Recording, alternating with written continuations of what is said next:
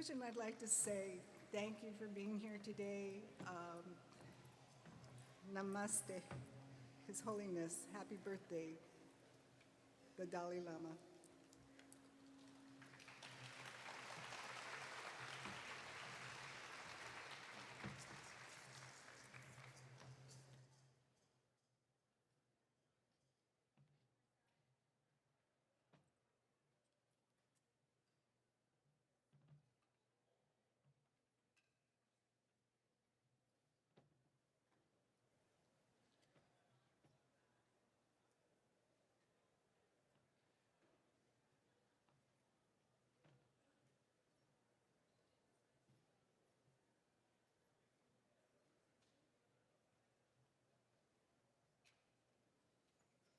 Happy birthday, Your Holiness.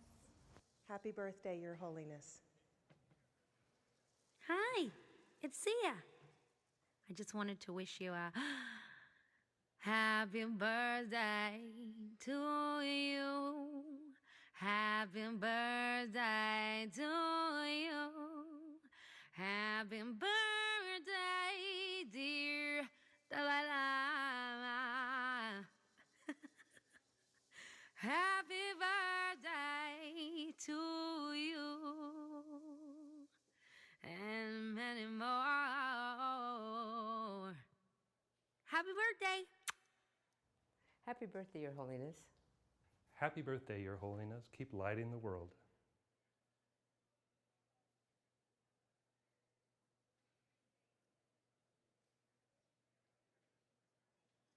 Happy birthday, Your Holiness. I'm so happy that I'm able to be here to wish you a happy 80th birthday. I could think of 80 things that I love about you, I admire about you.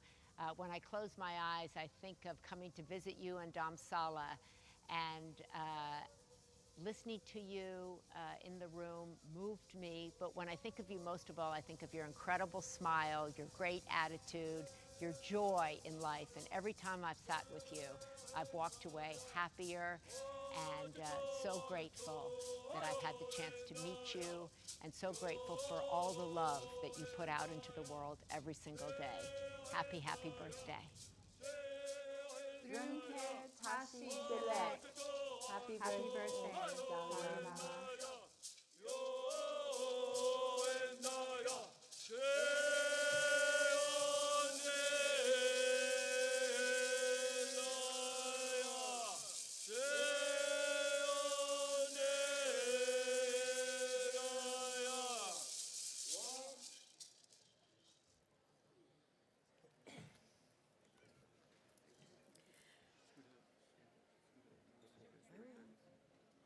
Paluv Timet, Goodness Day. On behalf of the Hahashiman Nation, we welcome you and His Holiness, the Dalai Lama, to our homeland. It is with joy and honor that we share this space with beings that understand our responsibility for maintaining harmonious relationships with the natural world. I express gratitude to all the individuals and organizations that had the foresight to gather us for the purpose of celebration, compassion, and action. Abby Reyes, your spirit is illuminating. My name is Joyce Stanfield Perry, and I stand with Chairman Rudy Reyes and Chairman Matthias Ballardis, cultural practitioner Domingo Ballardis, our elders and community, with a sense of kinship to all forms of life. We are the indigenous people of this land, along with the Tongva. Our beliefs tell us that we have been here from the beginning of time. Archaeological evidence suggests that we have been here tens of thousands of years. We are ocean people and mountain people whom are resilient and strong. If you could please stand while we offer a blessing and followed by an honoring song.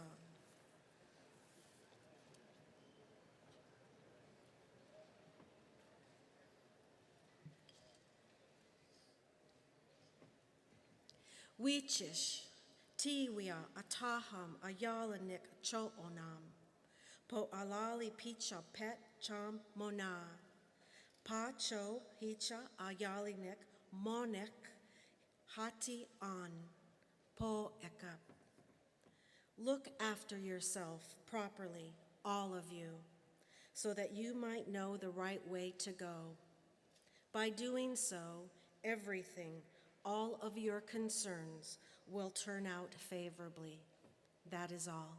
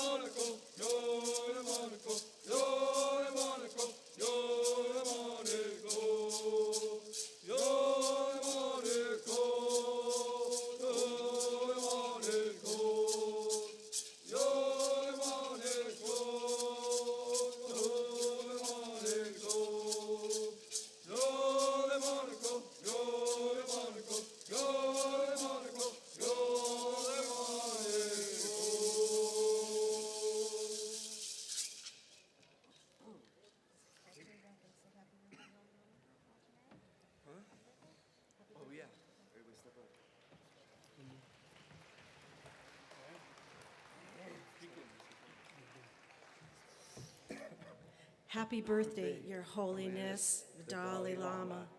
Namaste.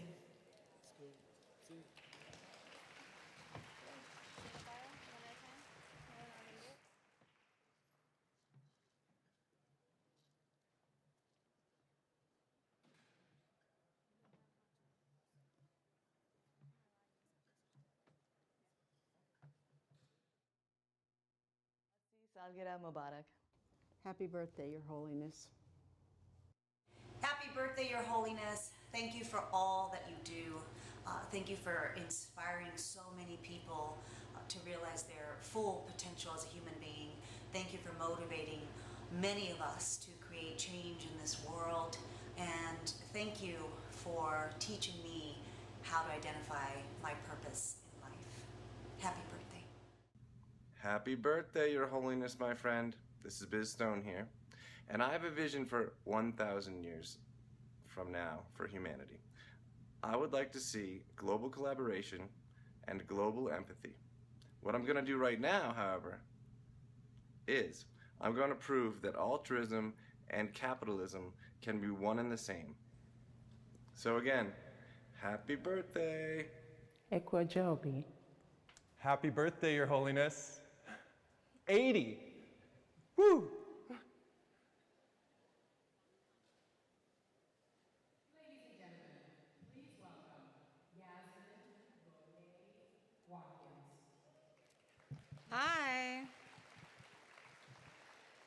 Hi. So my name is Yasmin Monet Watkins. I'm a spoken word poet. Can some of y'all say word? Word. I dedicate this poem to my grandmother and my mother, who's standing right here. And this is my grandmother's dress, so it's an honor. And I say this with gratitude.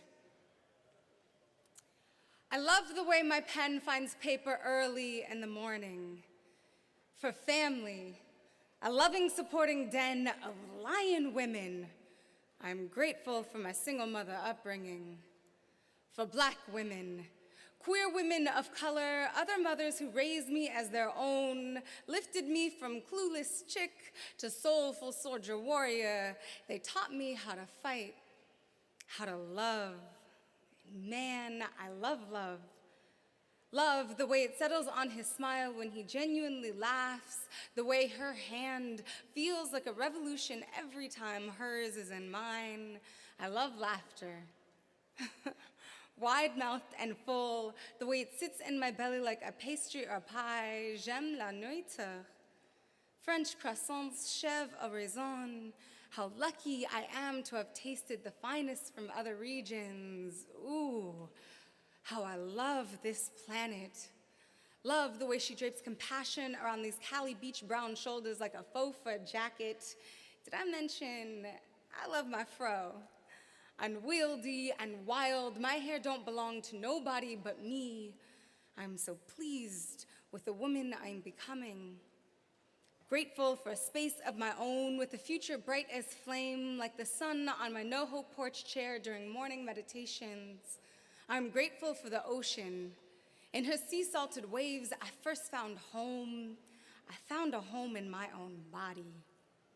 I'm grateful I am Black and bisexual and a woman. Glad I have a voice. Glad I fought to express it. Grateful for the journey and for those who've joined in with me. Kin who share with me a network of love and song all across this planet. I'm grateful for poetry, who let me cry into her shoulder, pages absorbing every ink splotch of my pain. I am grateful for the ancestors, for the love they endured to make sure I am here. I am here, y'all. Naked and honest, bare as my feet, standing tree trunk on this soil. Thank God, whoever she may be. For Audrey, for Alice, for Belle and Stacey Ann. Thanks, Spirit, for sending other women warriors who gave voice to my experience and taught me to do the same. What a privilege to be an artist.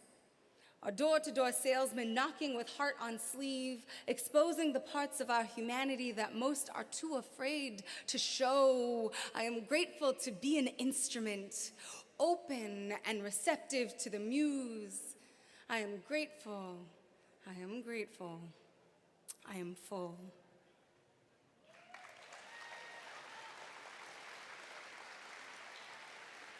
Thank you so much. This last poem I'm performing is a dedication for His Holiness, who taught me the joys of self-care and compassion and how that comes from within. Right? And so when we take care of ourselves, we're able to take care of others. And so I dedicate this to His Holiness and to all of you. Thank you for having me. I love you, Mom. All right. Note to self. In case you tripped, fell, and somehow forgot, you are brilliant. You wild-haired, angel-eyed sphinx of a woman, you hold the keys to the secrets of creation, riddling the world with the laughter and your wisdom, the sorrow and your fortitude. You are the reason stars will buckle under the puppet strings of your pressure. Remember, you, yes, you, are powerful beyond measure. Potential fuels your cup full overflowing. You have the ability to throw real change into this wishing well wide world in the crescent moon nail bed of your pinky. You whirlwind of a woman, how you dance between the cracked pavement of this planet. You are the dancing melody that will shake this shattered earth whole. You adapt like rivers and flow like spirit. You're humble. Listen to your elders. Sisterhood lights your path. You are talented, have already accomplished so much. Lives have been touched by you, and you are destined still for so much more. You are intelligent, smart, compassionate, always looking out for your fellow woman. You're open-minded and down for life's adventures in every turn. You are awkward and corny in the best possible way. Laughing through life with diamonds in your eyes and poems on your lips. You are free spirit like the freedom, tribal dancing through your fingertips and out through your soul. You are beautiful, like a black star rising, shining on your way to heaven. And if heaven is where the heart is, then you carry her with you always. You inspire others to sit comfortable in their skin and listen to their God within. So don't be afraid to embrace the inner war cry, howling free from the belly of your diaphragm. Remember the power of the wind lying dormant under your tongue and speak. You almost forgot who you were. Shout against the silence to the tune of insanity. You are the answer you've been waiting for. You are tidal waves of wisdom crashing wildly on the shore. You are worth more, and this life, y'all, is a gift worth living. So give it justice. Speak freely to your truth. Open your mouth wide, heart held high like lion, and roar.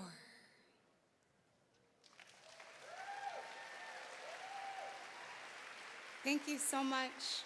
Happy birthday to His Holiness Dalai Lama. I feel so honored to be here. Thank you.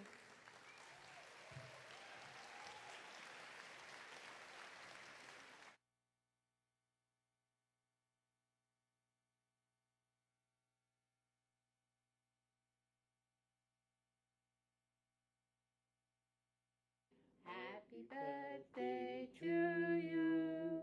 Happy birthday to you. Happy birthday, Dalai Lama. Happy birthday to you. Why was he born so beautiful? Why was he born Metro?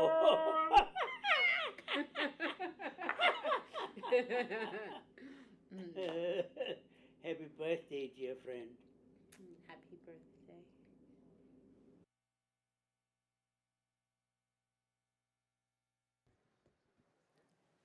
Welcome, the Kogi Elders from Colombia, South America. Happy birthday, Dalai Lama. Please welcome the Kogi from Colombia, South America, from the highest coastal mountain range in the world.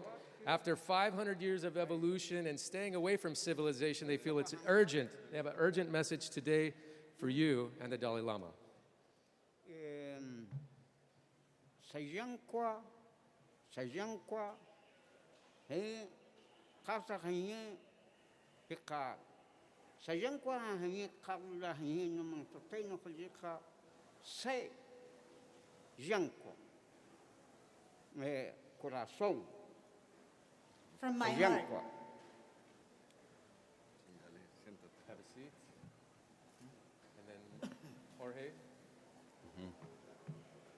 Em, Español. primero, Pido permiso para el territorio, a las First of all, comunidades, I ask permission for the Tongva, territory, for the Tongva community, Ashasmen. Ahachamen community. pedimos permiso. We ask your permission.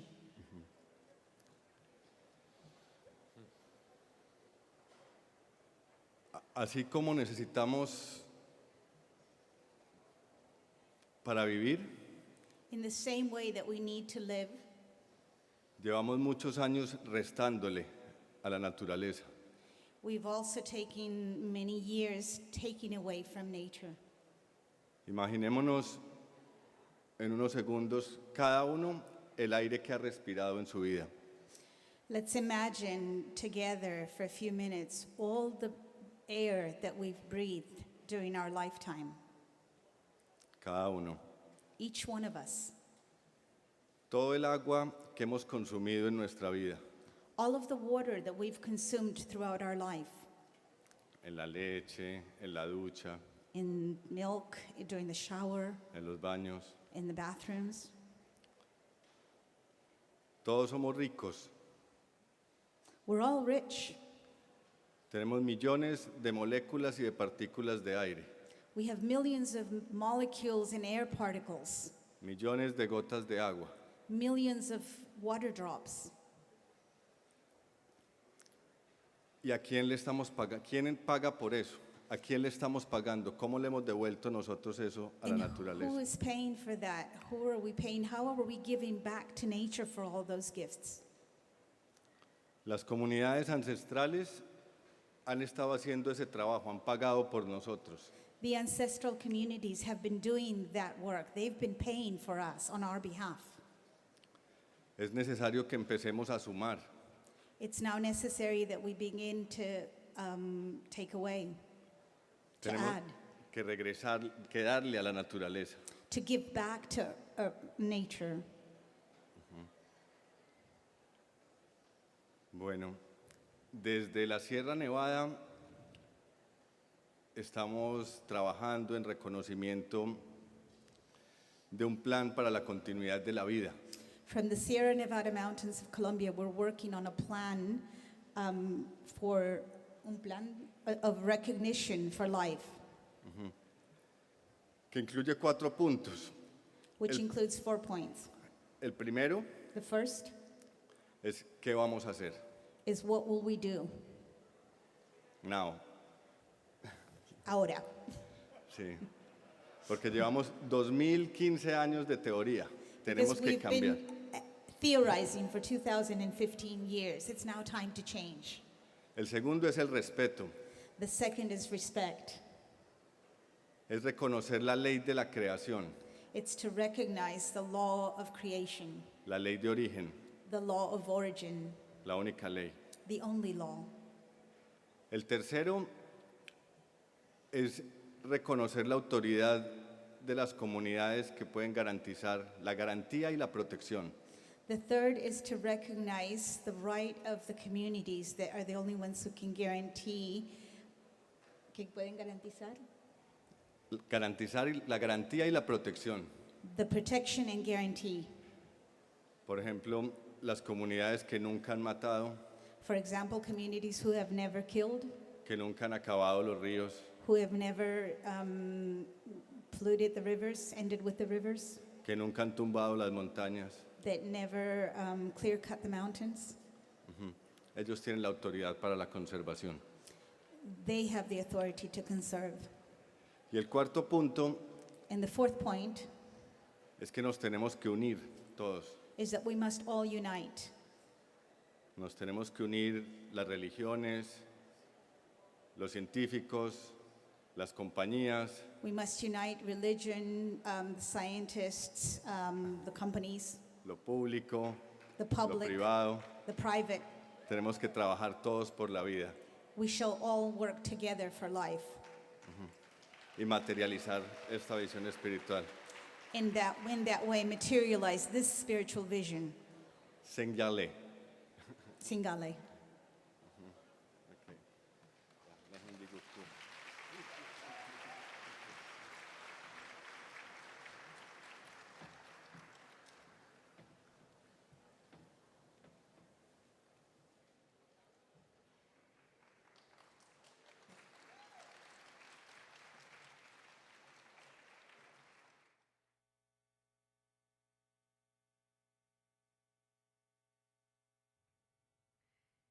Happy birthday to His Holiness Dalai Lama. I hope you have a wonderful and healthy year. I first met the Dalai Lama in 1970. I'd gone to India and I went right to Dharamsala. He was very young and very accessible, very open. He seemed very interested in everything. Of course, it's a trait that's maintained all these decades.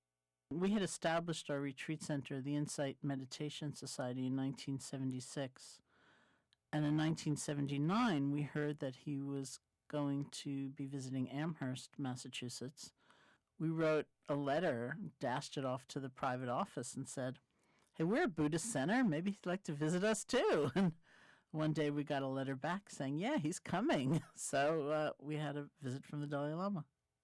I had been in a car accident just before, and I had a broken bone in my foot, and I was using crutches. I was waiting outside for the Dalai Lama to arrive behind about 100 people. His Holiness's car pulled up. He just got out of his car, cut through 100 people, took my hand, looked me in the eye, and said, what happened? I realized in that moment he couldn't make the injury not have happened, and he couldn't make me any more skillful in my use of crutches, but that feeling of I'm so in the back, I'm so unseen, it just went away, and I realized, oh, that's what compassion means. Happy 80th birthday, Your Holiness. Thank you for everything you do. May you continue to have long life and good health. May many beings enjoy the fruits of your work.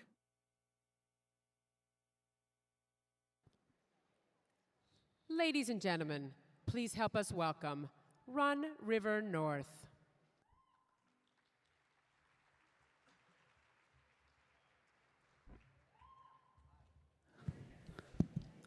Hi, everybody.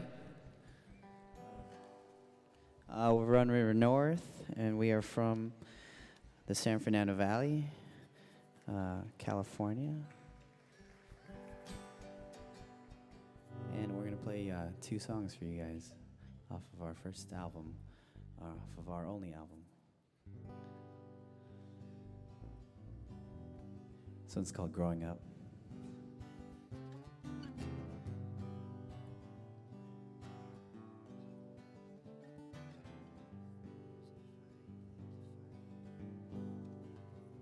There's a fight to be won for the love you find at home. Work to be done for you rest your weary bones. Finding peace don't come to everyone I know. So I will love in this life till I finally have to go. Said I will love in this life till I finally have to go.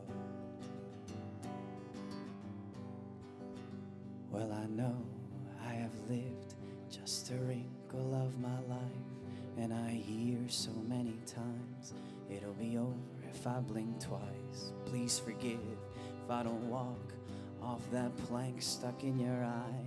I've got my life to love, I'm here to take what's mine. I've got my life to love, and I'm here to take what's mine. Growing up, child, it's just a matter of time. Forgiving all you've got, so won't you dance under the sun? Growing old feels like you're giving up your soul. I'd rather give it freely to the ones that I call home. I ain't scared, not afraid of the world in front of me. Found my way without your help. With a broken family, I'll take my breaks with my sins. Do as I do, please, with my friends till the end. There lies my loyalty. With my friends till the end, my lies their loyalty. I used to close my eyes to what stirred under my bed. Now they're open wide to the monsters in my head. Instead of claws, they whisper lies, sinking fear in quiet steps.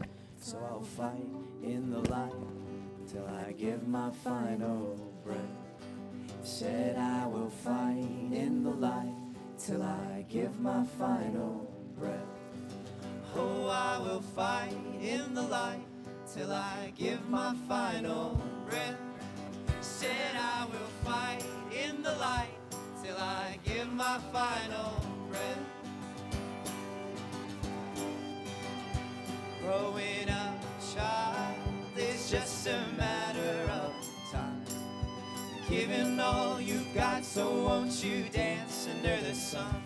Growing old feels like you're giving up your soul. I'd rather give it freely to the ones that I call home. Growing up, child, it's just a matter of time. Giving all you've got, so won't you dance under the sun? Growing old feels like you're giving up your soul. Rather give it freely to the ones that I call home. Growing up, child, it's just a matter of time. Forgiving all you've got, so won't you dance under the sun? Growing old feels like you're giving up your soul. I'd rather give it freely to the ones that I call home.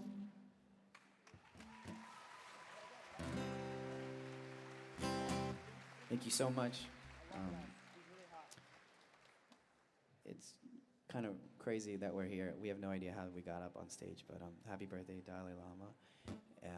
This is, once again, we're Run River North, and we're really happy to be here to celebrate this with you guys. We started out as a band called Monsters Calling Home. As you can tell, we're all Asian. We all have immigrant parents who came to America, and this is kind of a song about them. This is called Monsters Calling Home, and monsters is not a bad thing.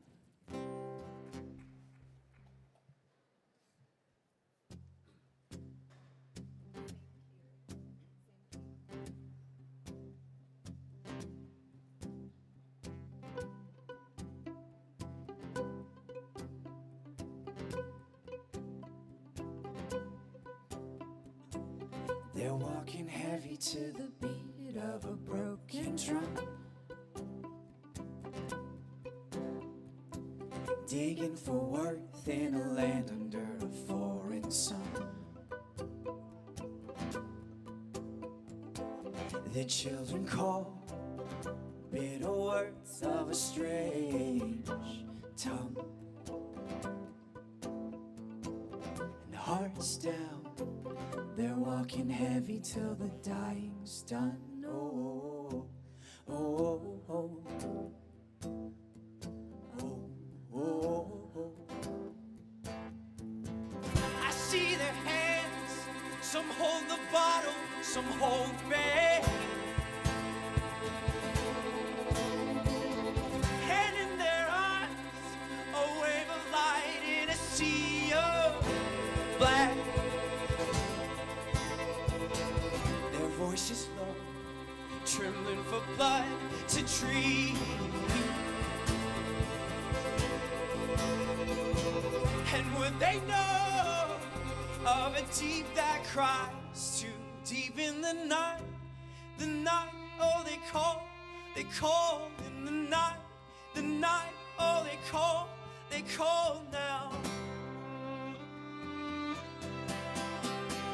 Oh, hear the monsters calling home. No, they don't want to be alone, but the closet they keep closed, swallow the key so that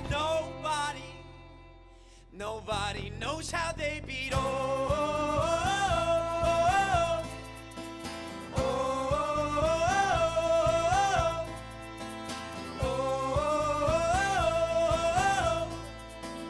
oh.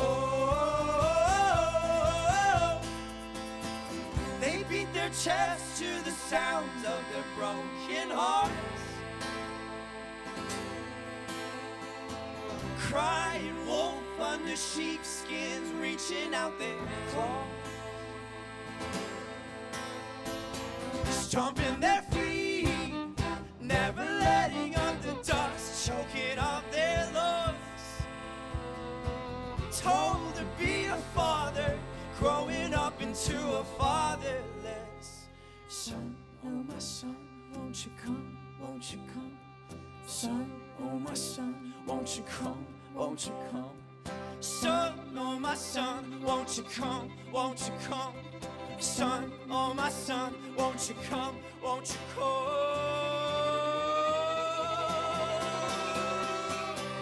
Oh, hear the monsters calling home. No, they don't want to be alone, but the closet they keep closed swallow the key, so nobody knows how they be.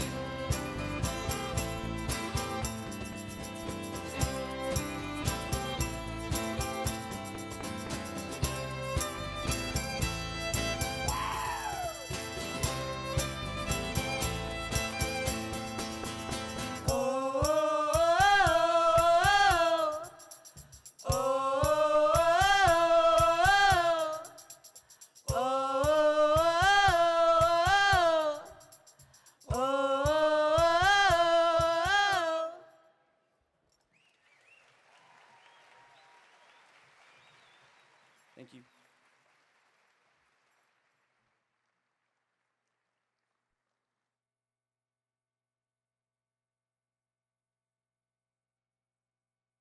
Feliz cumpleaños, Your Holiness.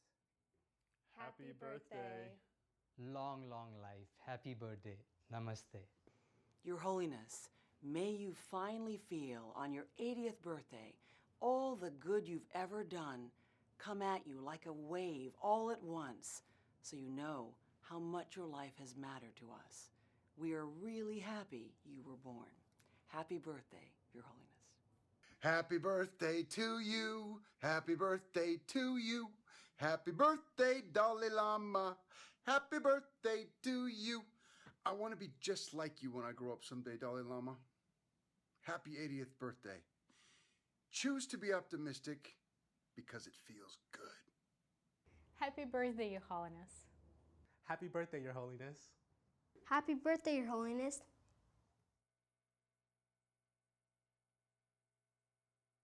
I want to wish a happy, happy birthday to His Holiness.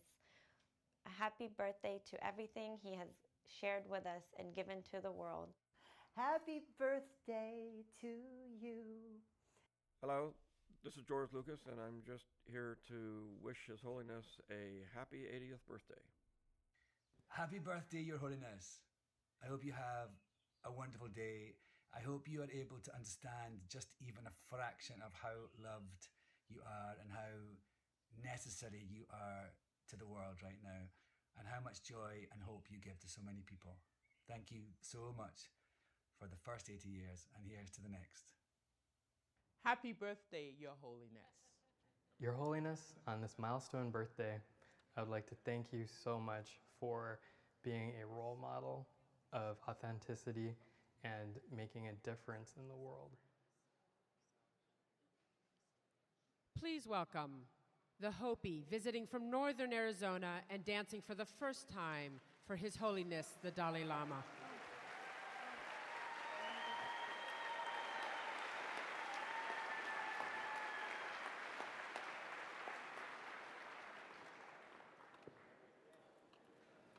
Lomata Longvai. Good morning, everyone. Paitam halai tu tia hiasa na kamum mapi mui piu tayaw na happy uvi. Paitamui ni kyangoi ta nang vai si sumi tu ten lon mat katsit pai po yasvan happy uvi.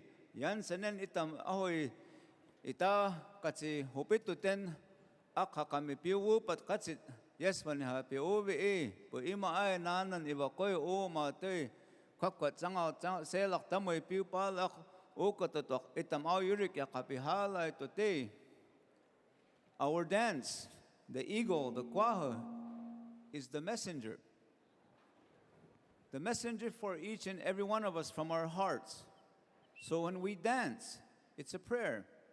So I encourage everyone here to pray with us so that we can find balance, harmony, unity, and peace.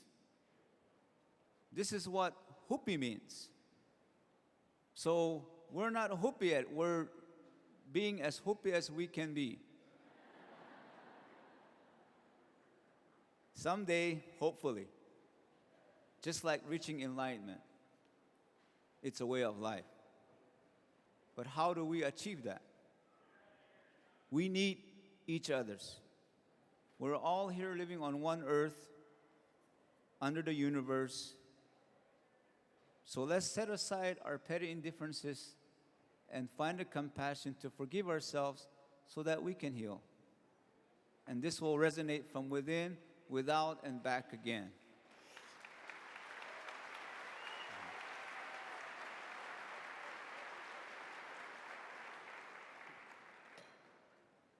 We are one.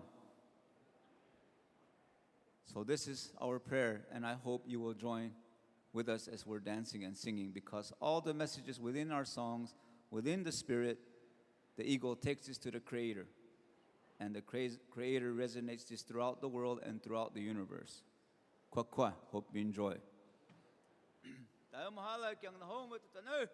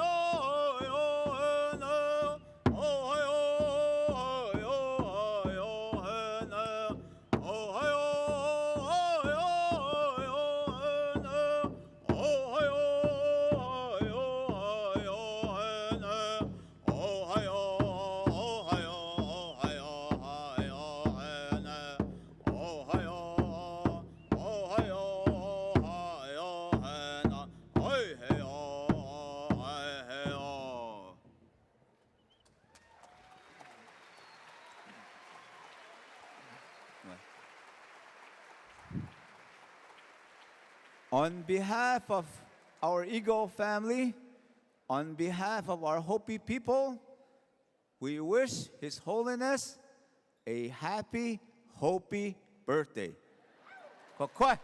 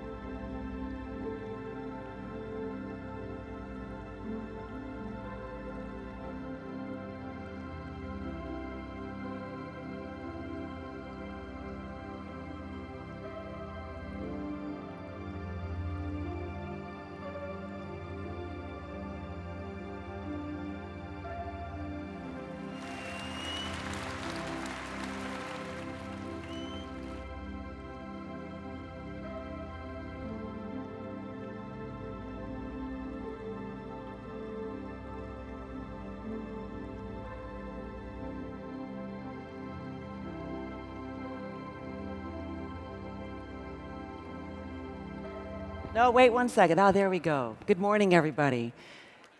And welcome on this very important day, the birthday of His Holiness the Dalai Lama. Perhaps.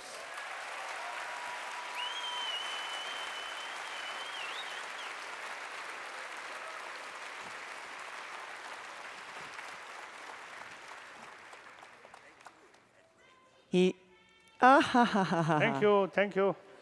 Someone here is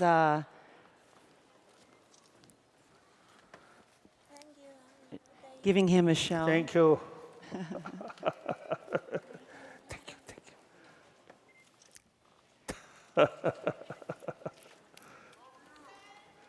Thank you. So I want you to know that behind the scenes there is all this organization. Again. Good morning. People are trying to make sure this happens in a certain order. But His Holiness doesn't like formality. So he just walks out. He wants to see you and reach out to you. And that's just what you just saw.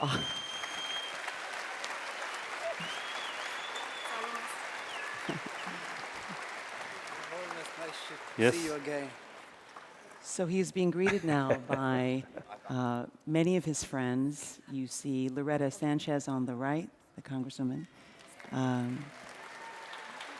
You see some climate scientists who are also members of your faculty now joining us because we have a climate change panel coming up.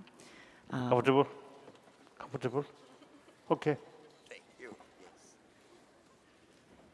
So, no matter how much you try to organize these events, we know who's in charge. Sit.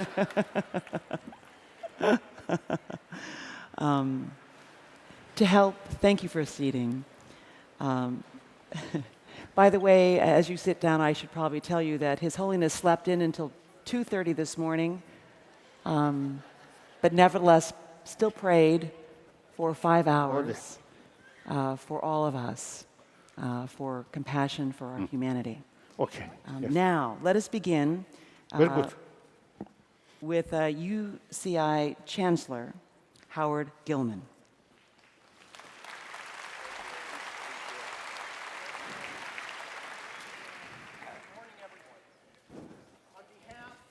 Higher UCI community, it is my great honor to welcome you to our beautiful campus and to the second day of the Global Compassion Summit.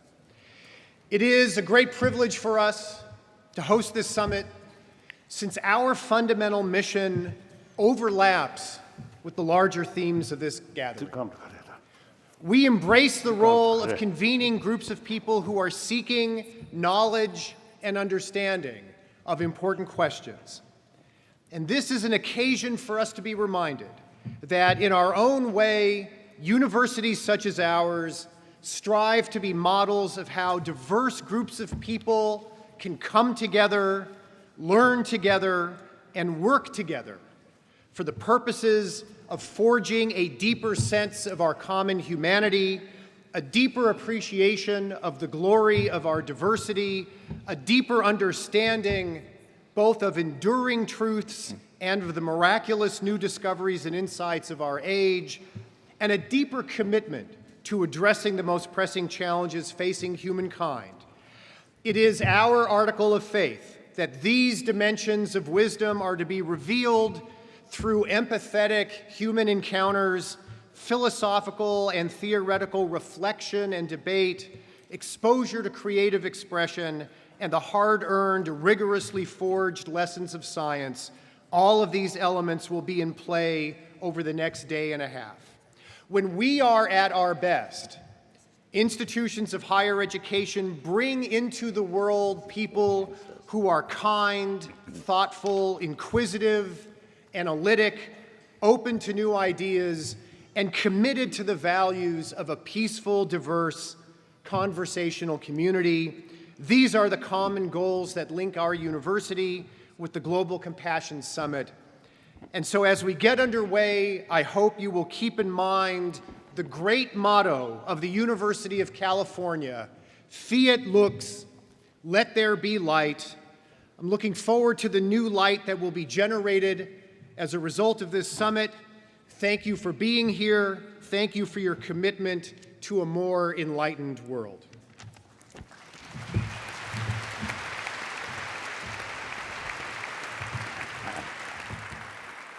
And now, please welcome UCI Regent Richard Bloom.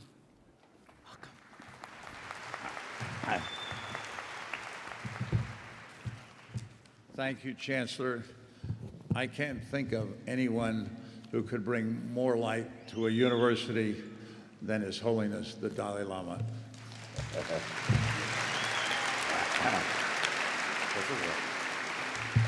Happy birthday, Your Holiness. This, for me, is both a historic and a nostalgic day.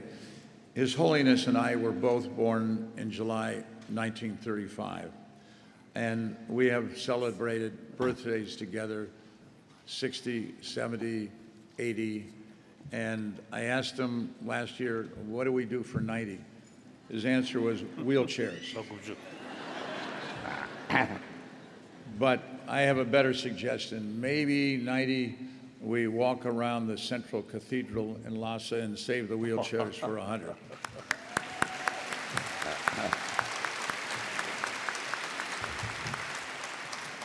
I also suggested that we change the date of our births from July 35 to July 55. He said maybe it was necessary for me, but not for him because I looked older.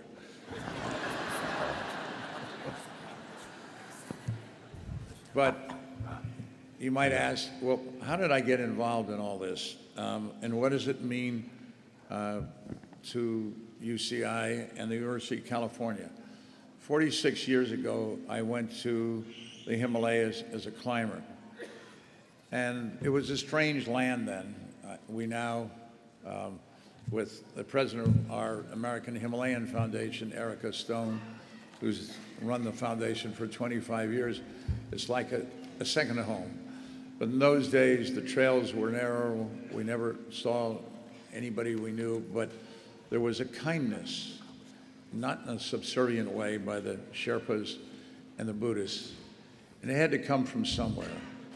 Well, the major spokesman for that, of course, is His Holiness. But Buddhism's been around for 2,500 years. We wish there were more people that looked at the fundamental message that, which I think is His Holiness's fundamental message.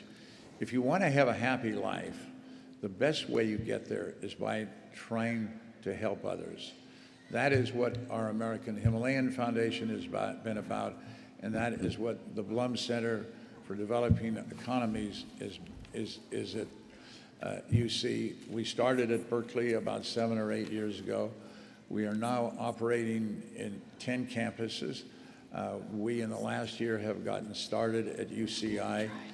And I'd like to particularly thank Kelly Smith and Richard Matthews for getting this off to a fast start. We think UCI is going to be one of our best campuses. I can't say they're going to be better than Berkeley. I'll get into trouble, but they may in any event. So by way of background, we started our work in Nepal and Tibet with 6 scruffy climbers who came off Everest in 1981 with no money. Fortunately, one of them went in the private equity business. And today, the American Himalayan Foundation has 150 projects. We have 14,000 girls in school that we've saved from being sold into prostitution, and we, because of the earth.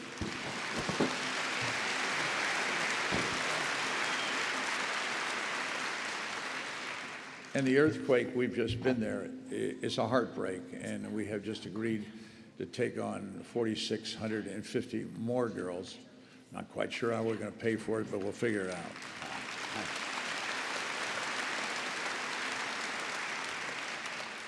And so that led us to the idea of why shouldn't we start programs at a university and see if kids really are interested in helping the developing world. When I went to Berkeley, you could take a course in art history or music appreciation. You couldn't learn anything about poverty. And I found out years later you still couldn't. So about 6 years ago, we started a center so that you can take a core course, or it can be a minor.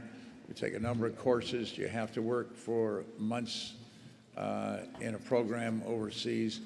And the enthusiasm, because we've had 12,000 kids through our classes at Berkeley, and it's just starting up here.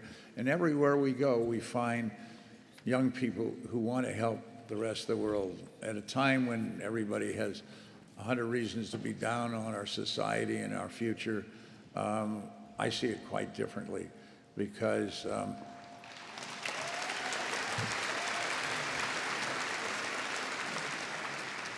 usually older guys like us, are cranky and talk about how kids don't amount to anything. We're wrong, actually. This generation of students is much more committed to compassion and helping people in need than any I've known in my lifetime. So of all of you,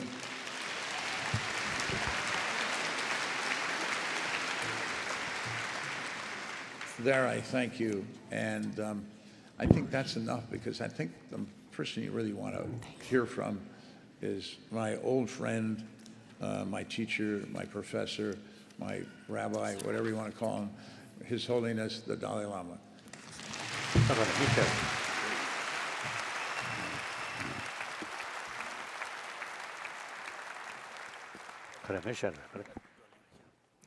And so now we begin our public talk, or His Holiness's public talk, on climate change.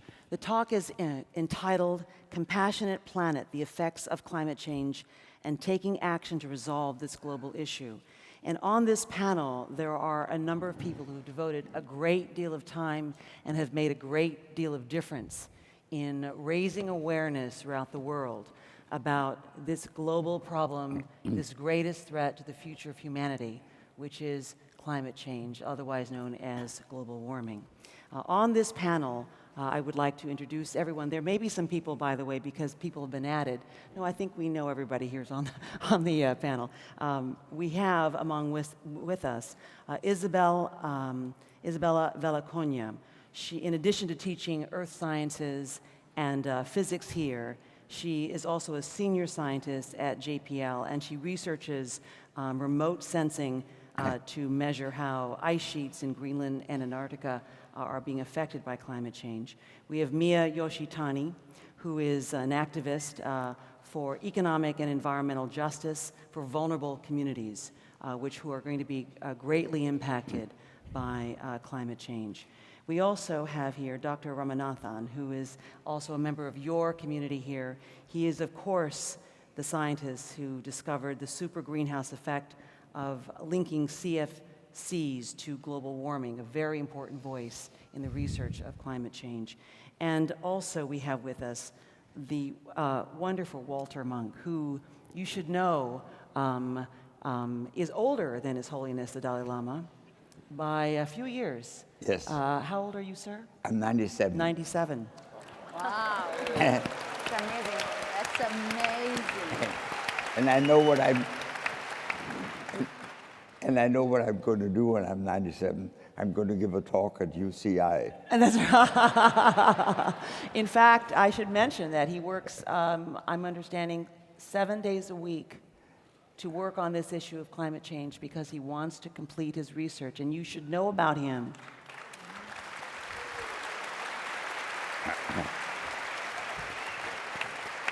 And you should know about him that he was also part of the team that helped understand wave patterns that were used to time the D-Day and Normandy invasions. So this man has contributed in ways.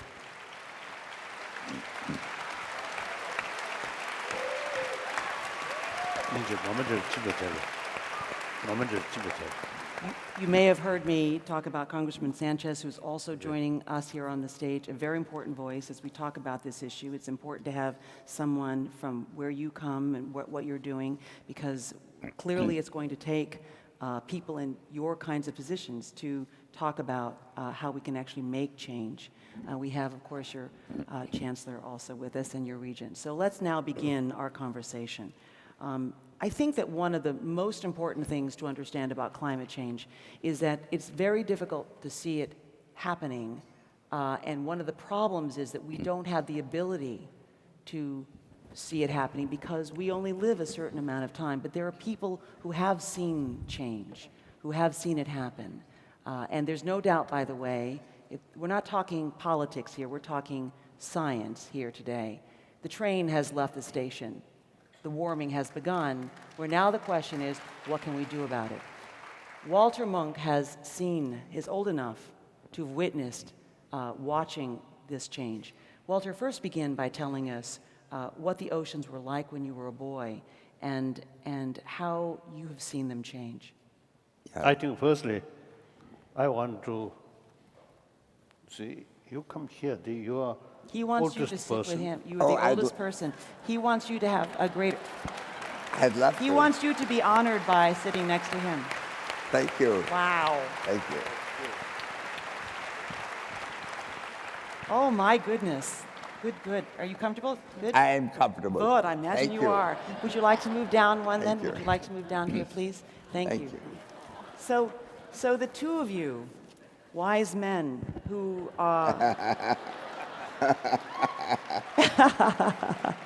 who care about the future of our planet, talk to us about what you have seen in terms of what has changed with the climate.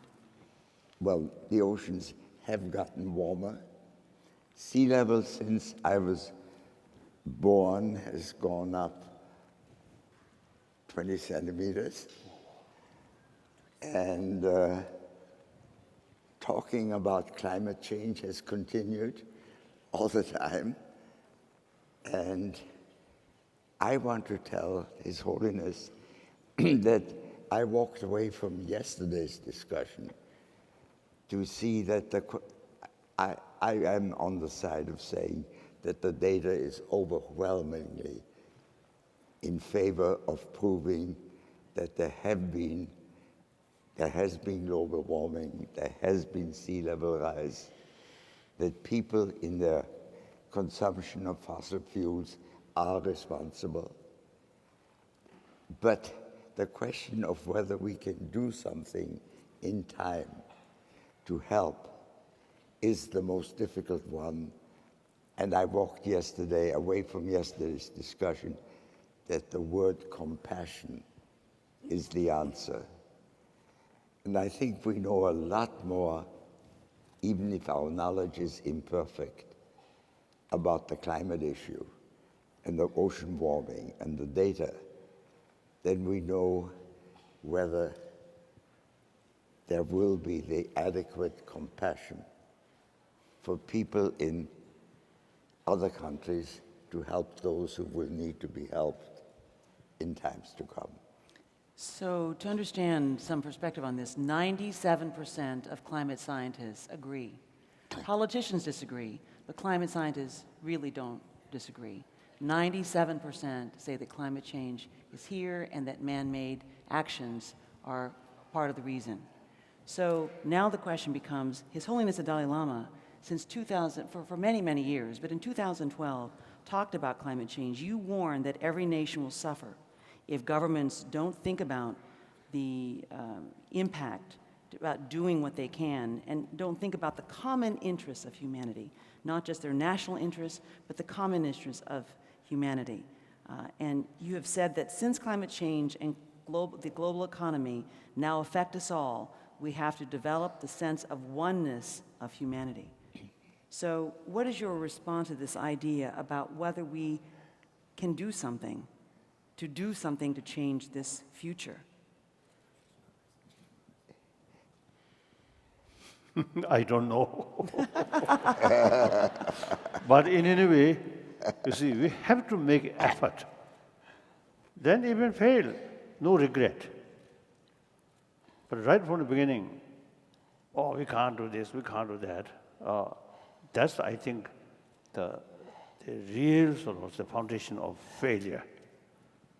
No matter how difficult it is, make an effort, not one time, the second time, third time, fourth time. Usually we say, we Tibetan, we have saying, 9 times failure, 9 times re-effort. So I think the important is your goal is something right. Here, right means right means this is something benefit, something relevant to our sort of happy future. So now the climate issue, global warming, these I think ultimately question of our survival. So it is something very, very important. And then I usually see telling, expressing, till I come to, I mean, I have this meeting with a scientist. I myself quite ignorant.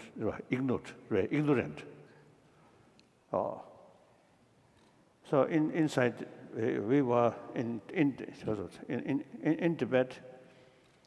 Then any water you can drink. When I come outside, and then people say, this water can drink, this water cannot drink. Why? Polluted.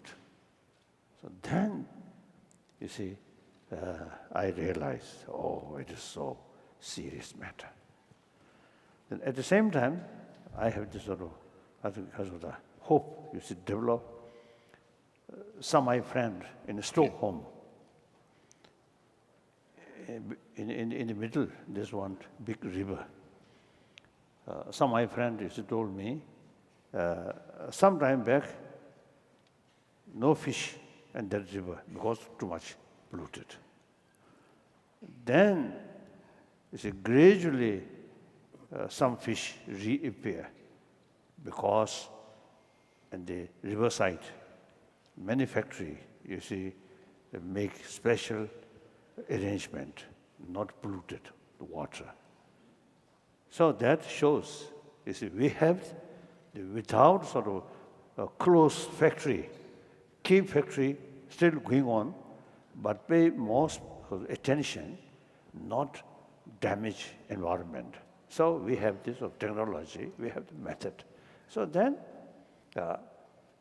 actually, taking care about our planet is something like taking care of one's own room, one's own home, like that. Then one thing I always is telling, the violence, bloodshed, or killing immediately struck on our mind. So some kind of, how bad, how to stop, like that. But then they degeneration of ecology, these things, not that kind of immediate striking, but without much notice, it goes like that. Once we notice, it may be too late. So therefore, it is something very important to sort of, to make more awareness the environment issue. Then today's human population, about 7 billion. See, I saw some report, end of this century, human population will reach 10 billions. Even today, 7 billion, there are huge gap, rich and poor.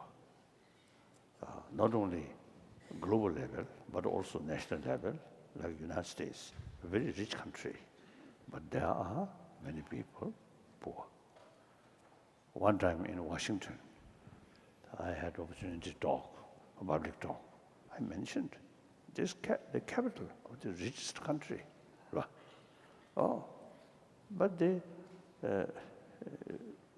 area or within capital or pockets, there are poor people. So this gap, rich and poor, not only morally wrong, but practically source of problem.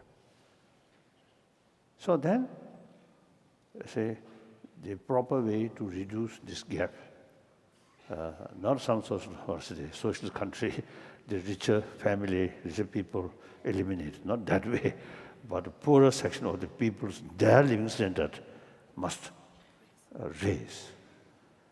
So many years ago, one occasion in Oxford, this is, I sort of casual talk, I think, between sort of session or something, some professor about ecology. So, and also this gap rich and poor. You see, they told me, even at that time, it is 6 billion human population. So the poorer section of people, or global level, or national level, raising. Then he mentioned northern world, southern world, huge gap. So southern world's living standard raise up to the northern world's already enjoy. Then the question, big question, nature resource can sufficient or not. So that time is 6 billion. Now 7 billion. So judging all this, then the environment issue is something very, very crucial for survival. Then I think because I am a son of farmer, so I have sort of more sort of interest, feeling closeness, farmer. When I coming, 2 days ago, 3 days ago, from aeroplane, I saw in the California as a state,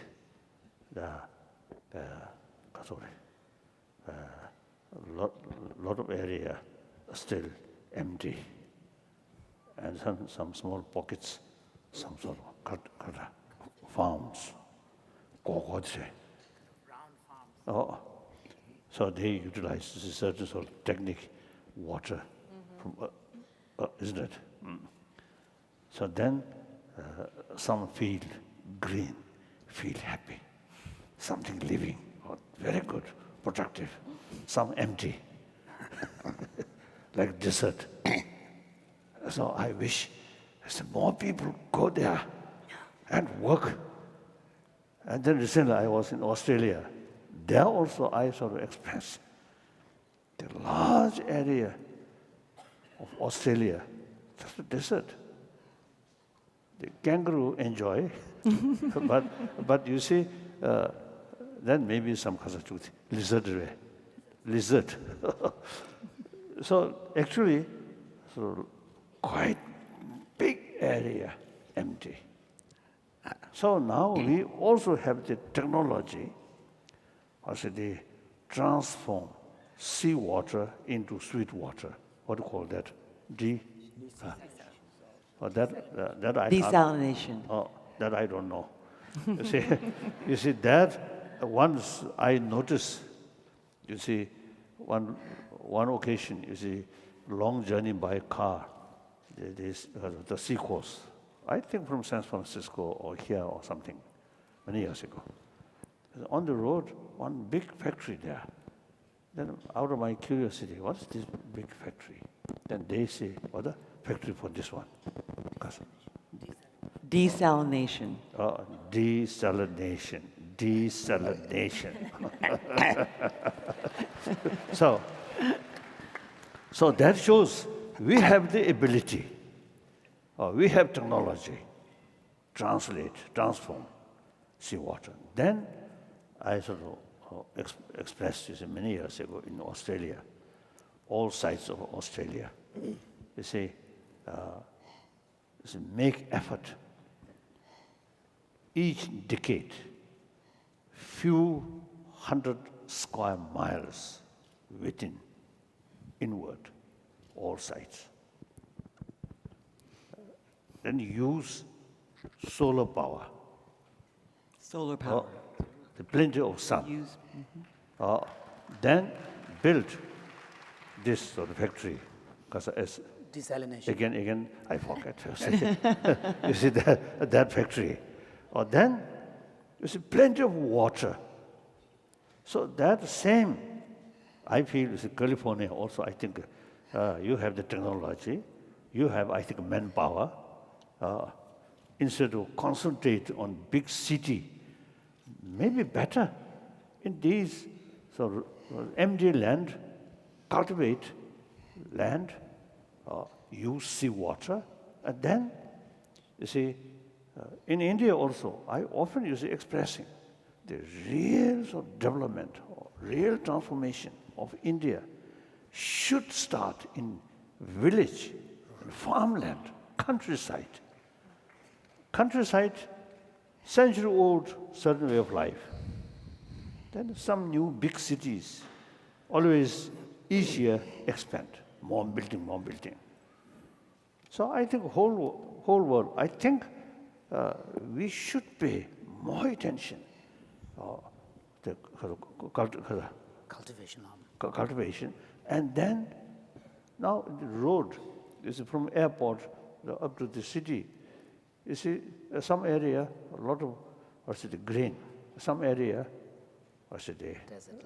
desert. So the same area, so it is depend on our effort. You see, so there is sort of a possibility to grow more trees, more plantation, and farm. So this. Since some time back, I feel, you see, of course, I only pray or because of something like wishful thinking. Sahara, huge area. So use this technology, solar power, and then build this factory. Then I think become the desert land. Eventually can be green land. That also not only more people get work and livelihood, but also I think climate condition. Also I think more green, more tree. I think some effect. So maybe empty word, I don't know. So I'm using the freedom of expression. Yes, you are. You are indeed. Some people, some people outside, they also express using freedom of expression. Yes. So inside also I use that freedom. Well, let us continue then with the freedom of expression. And Your Holiness, you talked about the moral issue and talked about the many people, the billions of people really, who will suffer if something isn't done. Dr. Ramanathan, you know a great deal about this. Oftentimes, we hear people unable to find a way through the politics of climate change saying, well, China is really doing a lot of things that are hurting the environment. And then China is saying, well, what kind of moral authority do you have, the United States? Because you're the one who started this whole thing anyway. And we get caught up in all of these sort of national debates. But you were part of the team of scientists who helped Pope Francis, who just recently came to make his encyclical that essentially about climate change, in which he warned the world that it was an impending disaster, and he called on and criticized world leaders for not doing more. You were part of the science that helped him understand, be fully informed before he created this encyclical. What can you tell us about how we perhaps may want to think about what is coming if nothing is done?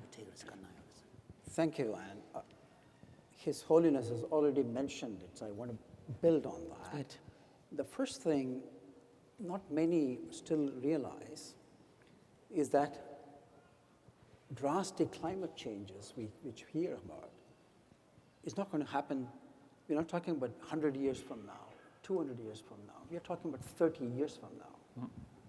The climate would be so drastically different.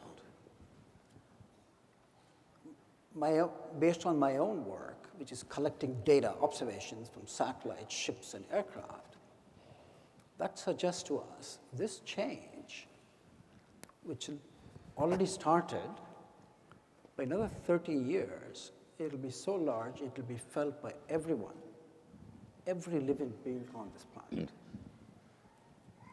And if we wait till that to show up when there is universal acceptance of this climate change, we won't be able to protect a large fraction of the population.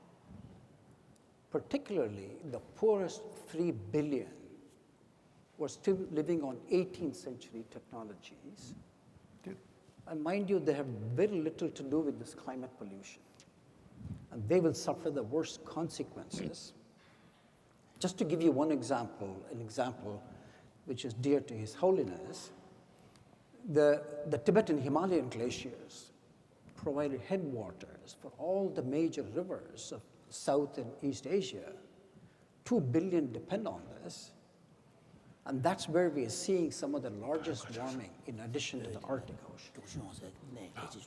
So now let's address the issue you raised, which came up in our Vatican meeting. By the way, I co-chaired that meeting, and Professor Walter Monk attended that meeting.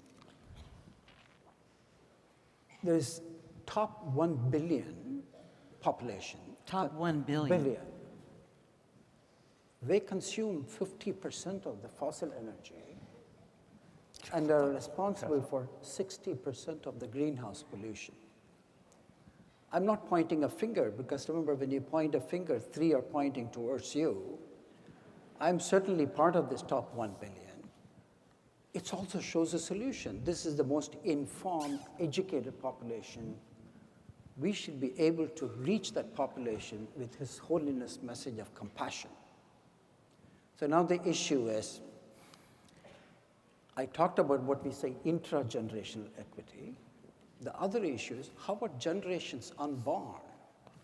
We have already put 1 trillion tons of carbon dioxide and other pollutants. If we continue merrily next 30 years, we would have put another 1 trillion. That will stay for centuries and impact climate for 1,000 years. So generations unborn, we are subjecting them to this uncertain climate disruption. So this is where we concluded in the Vatican meeting. This is the top thought leaders, that while we have science, we have technology to solve the problem, the fundamental issues, we have to change our attitude towards nature and towards each other.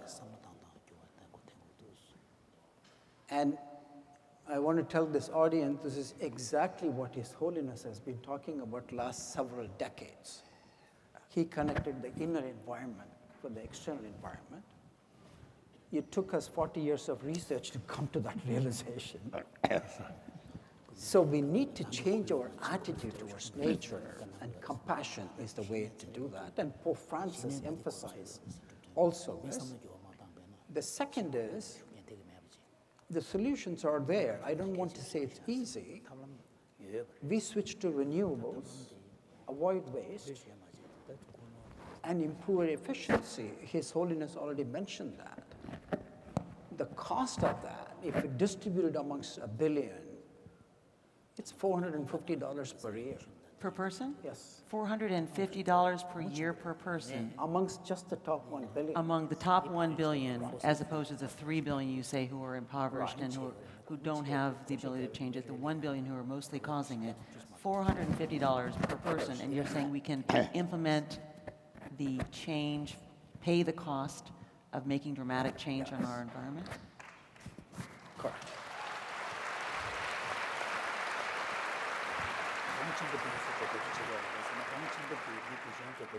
I just have 2 more points in this solution. The second step is, we have already put enough gases to heat the planet, what we call about 3.5 degrees Fahrenheit, by mid-century. When that happens, we have to go back 800,000 years ago to find a climate like that. And we can bend that curve now by cutting down 4 other pollutants, in addition to carbon dioxide, methane, soot, which comes from diesel and cooking, and halocarbons, that was part of my discovery 40 years ago. And then the last, but not the least, is that this warming, which is already in the bank, the poorest 3 billion just can't cope with it. So what we need to do is to give them access to clean energy.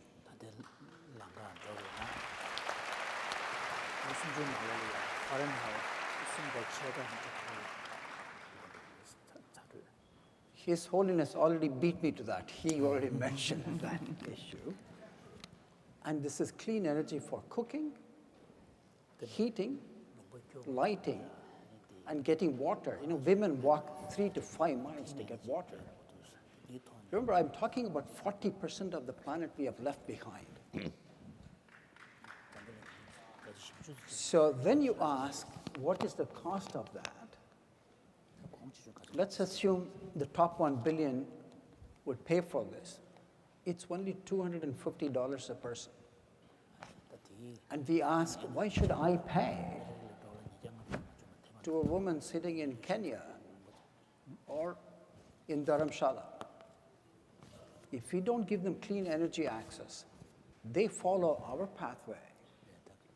In about 30 years, their carbon emission will become so large, there is no hope of solving this problem.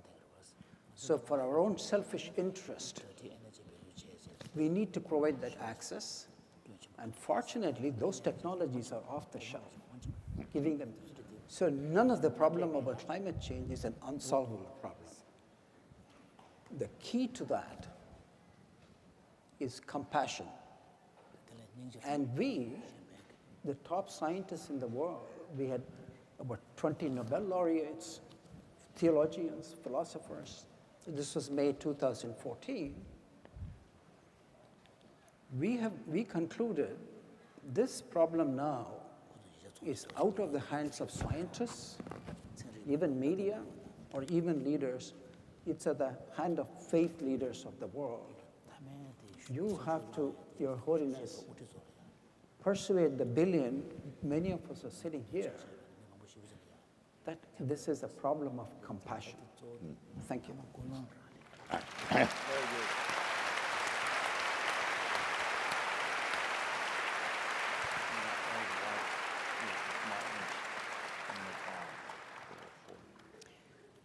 The idea. One thing. Go. He would have a response.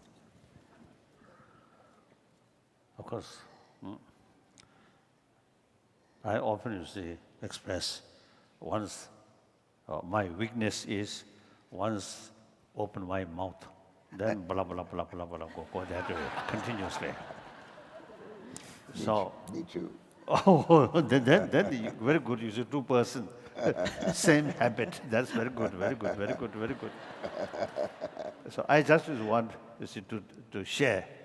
You see, they try to create this world. You see, firstly, this century should be non-violent century. Previous century,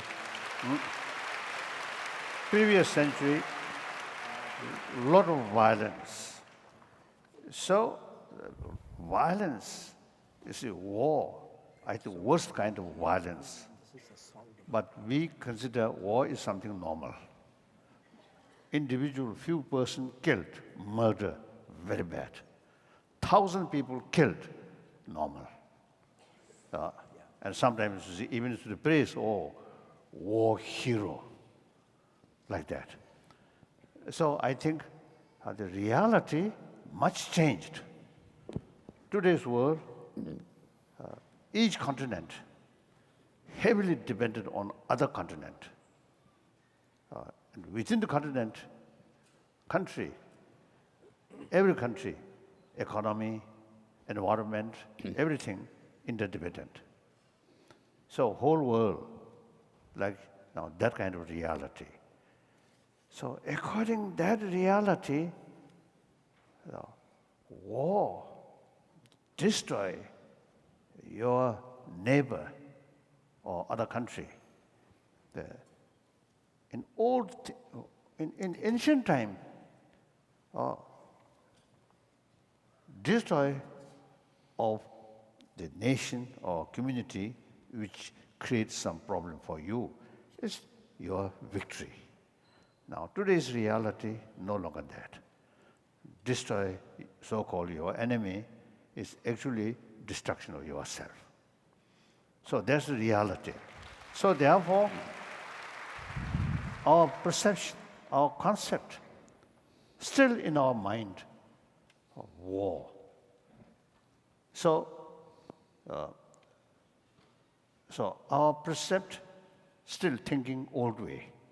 Reality much changed. So now we must act according new reality.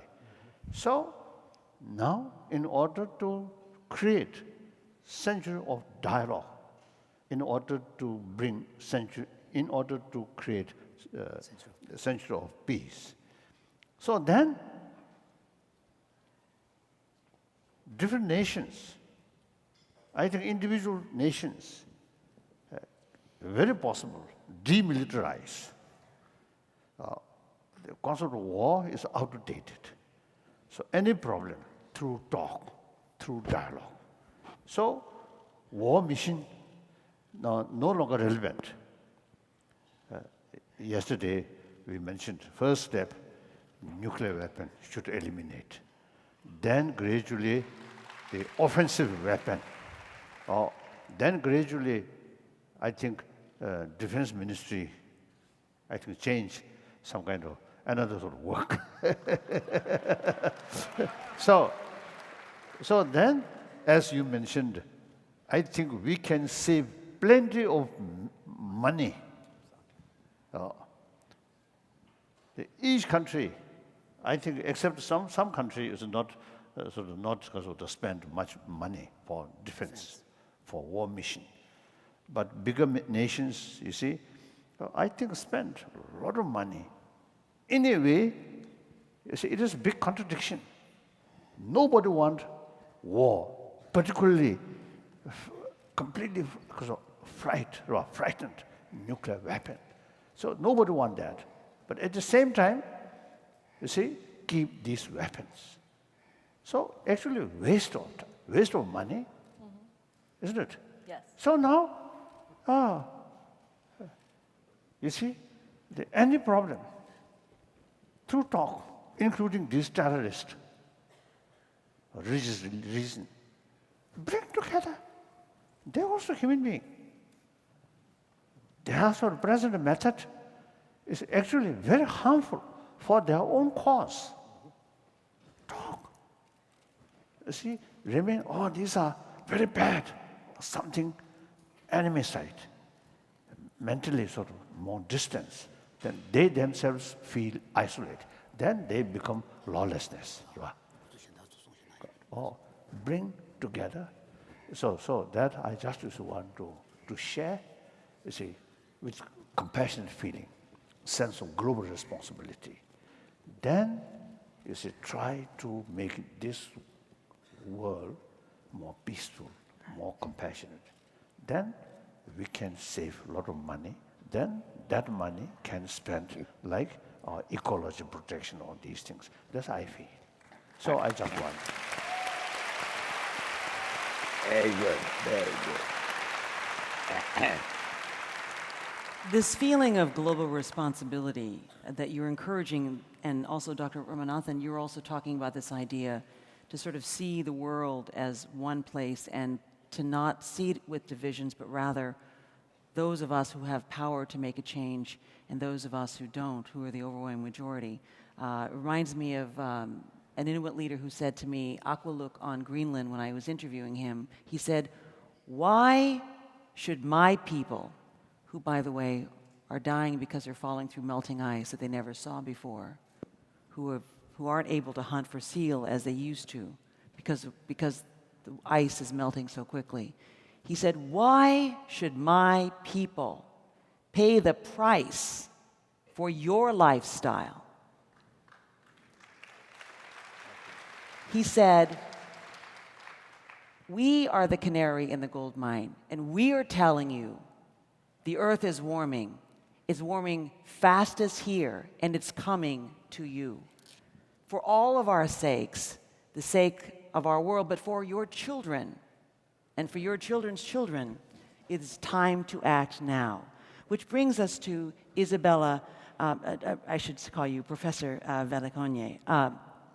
You have been looking at the data, and it's hard for people to understand, and I would hope that you could help us understand how fast the melt is happening. We've been seeing melt, and people who've argued against whether climate change is happening have said, well, there's always has been sort of up and down with melting. But the 97% of scientists of whom you're, of world climate scientists, of whom you are a member, who agree that climate change is not only happening, it's already started. I've indicated that there's a degree of melt that's happening that's so fast that we're seeing in Antarctica and we're seeing in Greenland, which is inside the Arctic Circle, that it does not reflect anything we've seen before. Can you help us understand what your science is discovering? So, what we know, we have now, we're very lucky for this, 40 years of modern observation. And what this tells us, the ice is from the ice sheet that is melting in the ocean is really melting faster than we would have ever thought, based on what we knew before.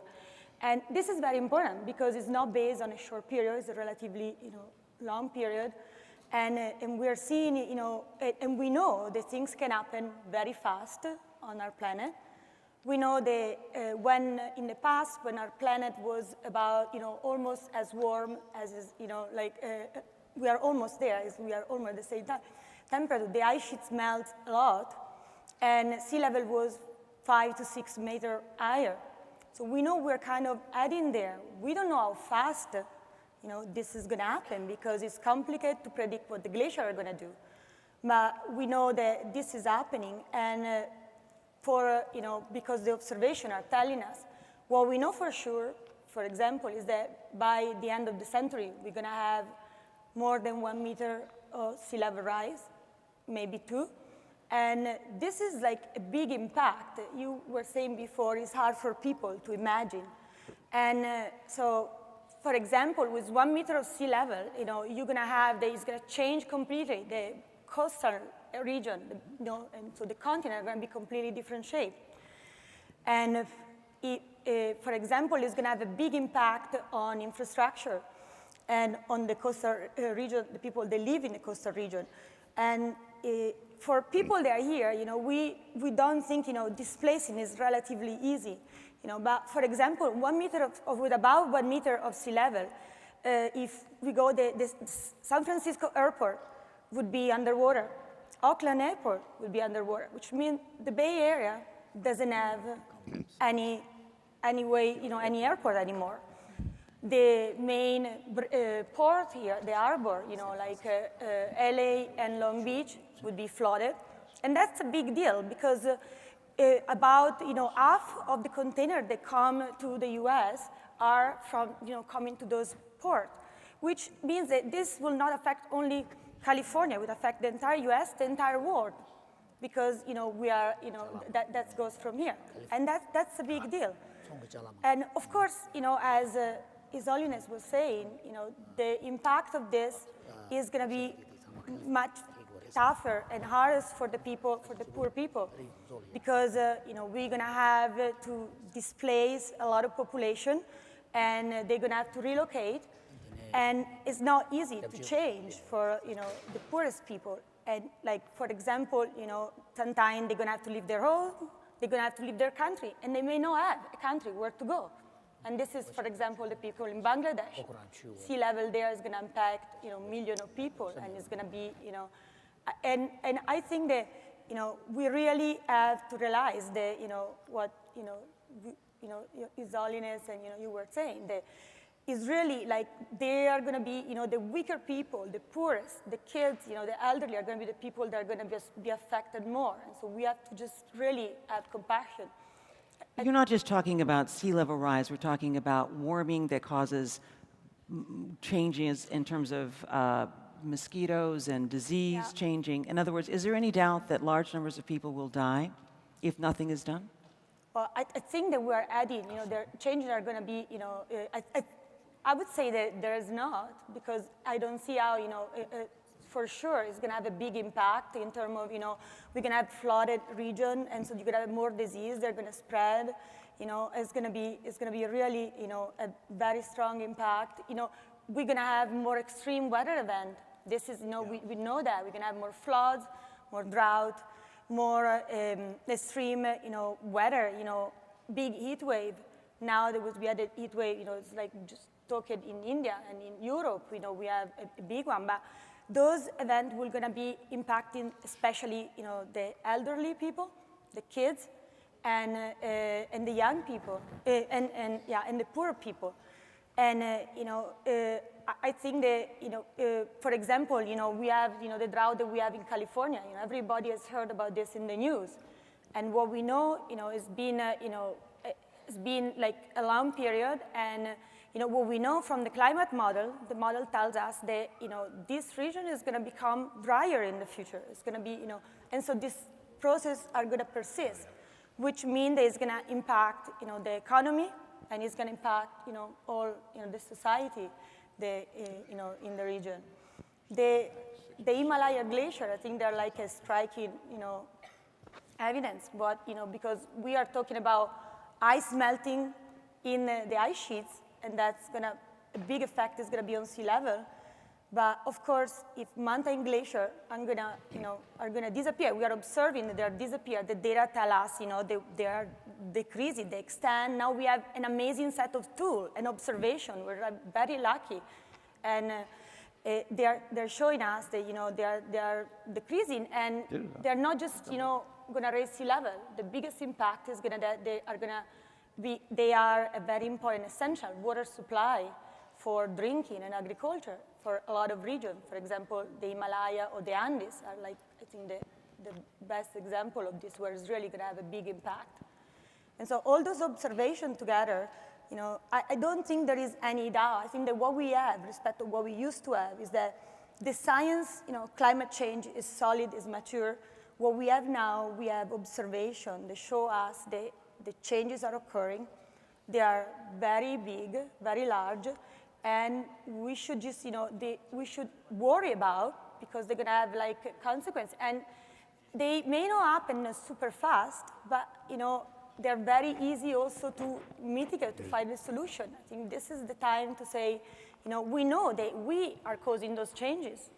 And I think that what we have to realize is that we can make a difference. We can just find solutions and take action. And one thing that I find is that I teach here at UCI. I'm a scientist. I love my job. But we teach, and at UCI, and we're just educator, there and in the world. And I hope that I'm going to transfer something to you today. But I think that that's very important. I think the first way in which we can make a difference is through education. And young people, the students, they really want to change. They have a lot of energy, they're very smart, and they want to understand what's going on, with the planet and what they can do to fix it. And, to some extent, this young generation has also the economic power, because, they have, a lot of people that, can really make a difference. But it's important to know that everyone, I think that, when we were saying what can make a difference, each one of you can. And that's the only thing that's going to make a difference now. And it seems harder because, we are like older people, if you want, Young people want to go there, want to change job. But I think that without each one of you, being aware and just try, to think about how we can change, we're not going to make it. It's not going to be the scientists. And I think that, His Holiness is a blessing that, is just care and has so much compassion, like for the planet, and it brings this awareness. But each of you can really help. And we need to be all, it's not enough, the young people. We need to really create, that's the only thing that's going to make the system change.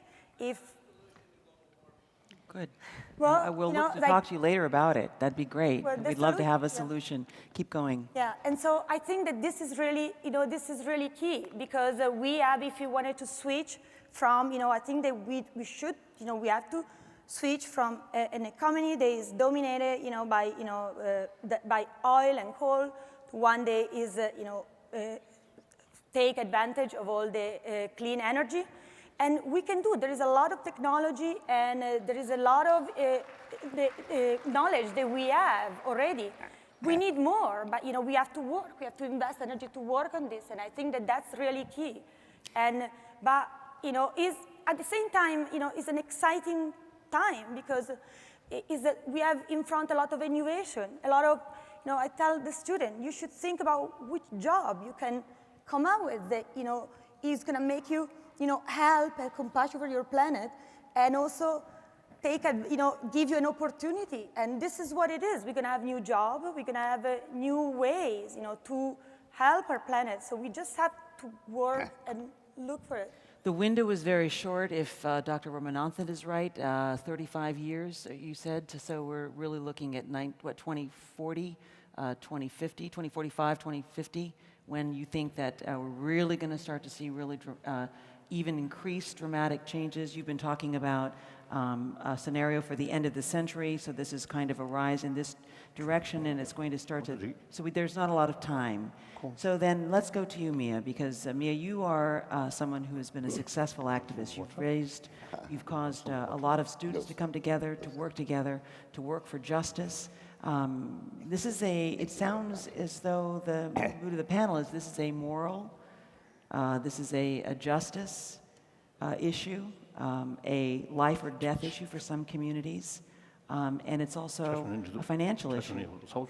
There seems to be the biggest problem seems to be how, and how do we pay for it? Mm-hmm. People, I think, everyone in this audience is frustrated, I would guess, that to be told that there's a problem that's coming in our lifetime, and for many of us, our lifetimes, and our children's lifetimes, and our grandchildren's lifetimes, and that we feel helpless because we don't know what to do. So we want to be told, what do we do? Mia, can you help us with that? Sure, let me tell you what to do. Have fun with this. I have the solution. I'm glad we're starting here, because it's so important, actually, to be putting this issue where it belongs, which is really centered on equity, on justice, on active compassion.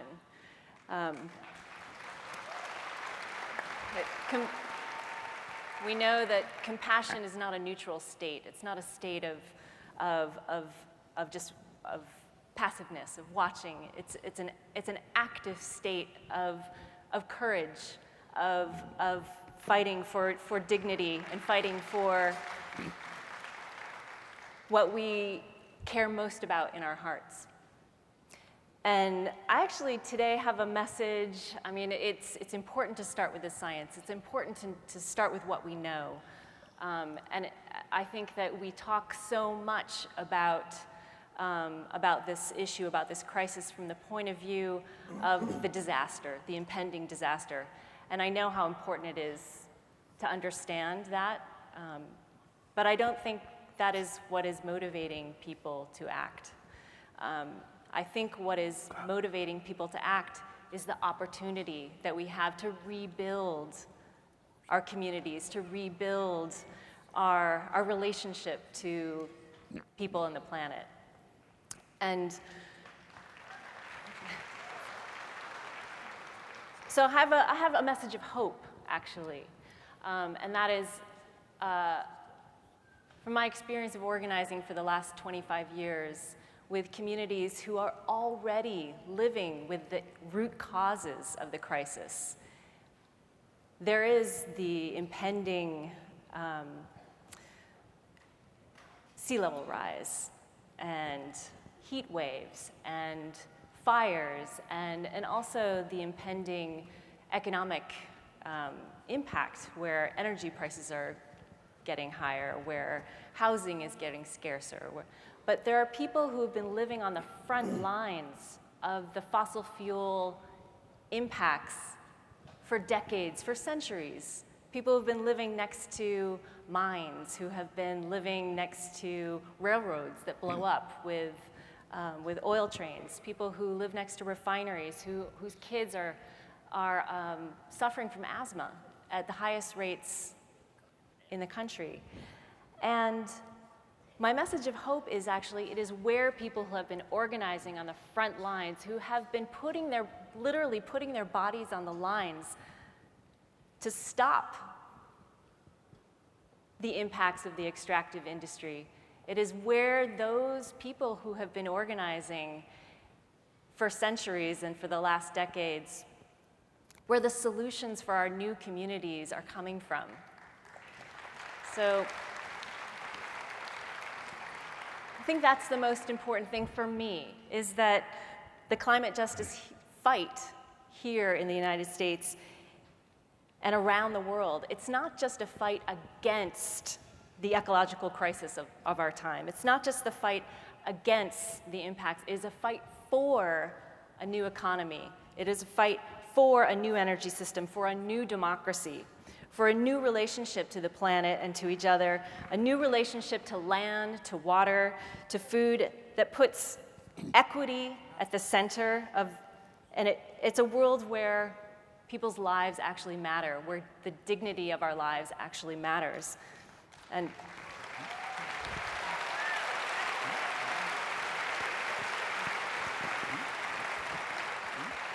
that's happening already right now in communities who have been most impacted.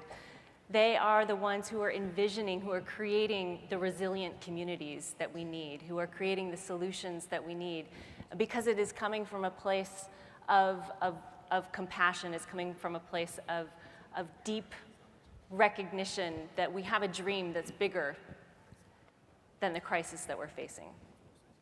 It's what you're talking about is this idea of a more heroic response versus a oh no defender kind of response. It's much more of a heroic for the future, for my children, for my grandchildren.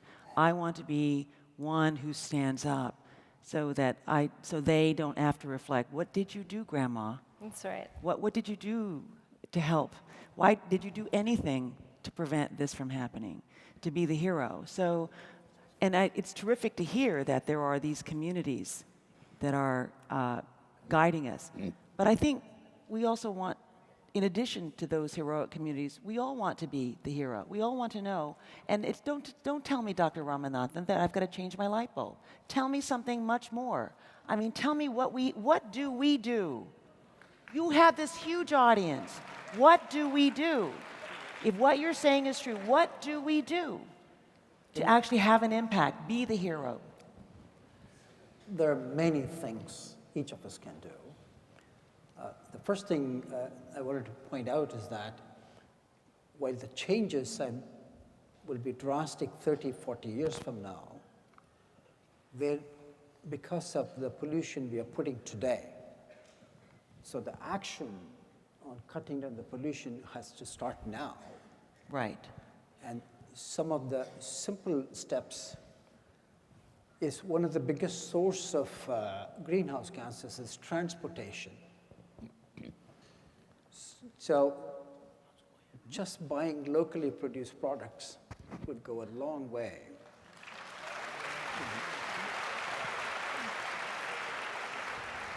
I agree. And those of us who can afford it, this really works in Southern California, rooftop solar. And somehow when I see in even analysis by economists and others, solar power is 2 to 3 times more expensive than coal, which is true if you don't amortize it properly.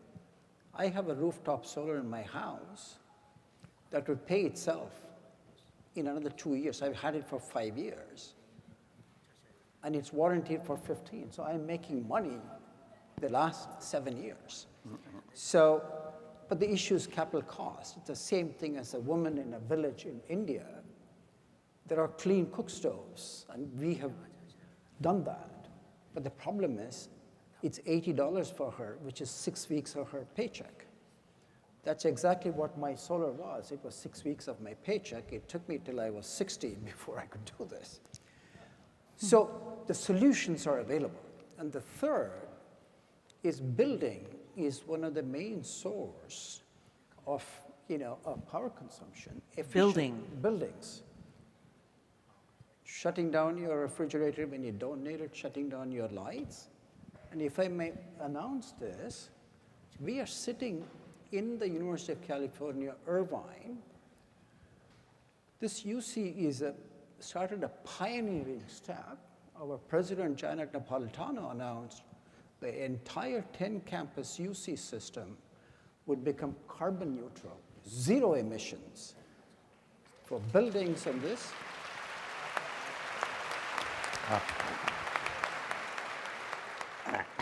Not 50 years from now, not 10 years from now. In fact, I'm chairing a summit this fall where we are going to bring in corporate leaders, our state government, to see what lessons from University of California could go to the rest of the planet. So I'm just listing you 3 steps because I'm keen to hear what our Congresswoman is going to say. She's next. Yeah. But there are minimum 100 steps each one of us can take, depending on how much we can afford. And the last thing I want to say is, it's a solvable problem. But we have to start it today, not wait. Even 20 years would have put tons of. So you talk about the individual responsibility, the individual choices we can take, and there are others that we can research, but really they're related to the use of fossil fuels generally. You talked about how organizations like, or institutions like this university, large users, large building people who sort of, organizers, what I'm trying to say is institutions that use a lot of buildings can take measures. But really, is it true that much or most of the fluorocarbon emissions are coming from industry? Is that true or not true? Coal burning plants. Coal burning, the power plants are one of the biggest sources of so carbon. We need is a national and international more, and I'm turning to you, Congressman Sanchez.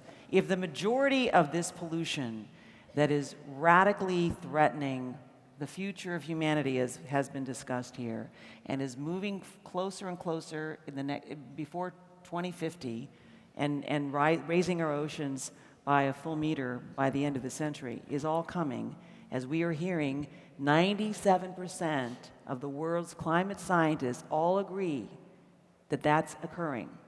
Then I guess, Congressman, I know you can't speak for every single person, and I don't mean to put you, and I do mean to put you on the spot because that's what I'm doing, but I guess to some degree. What are we doing? Well, we're not doing enough. So Right. what are we doing? So, first of all, let me tell His Holiness, in my 19 years in the Congress, I have never voted for a war. Just to let you know where I'm coming from.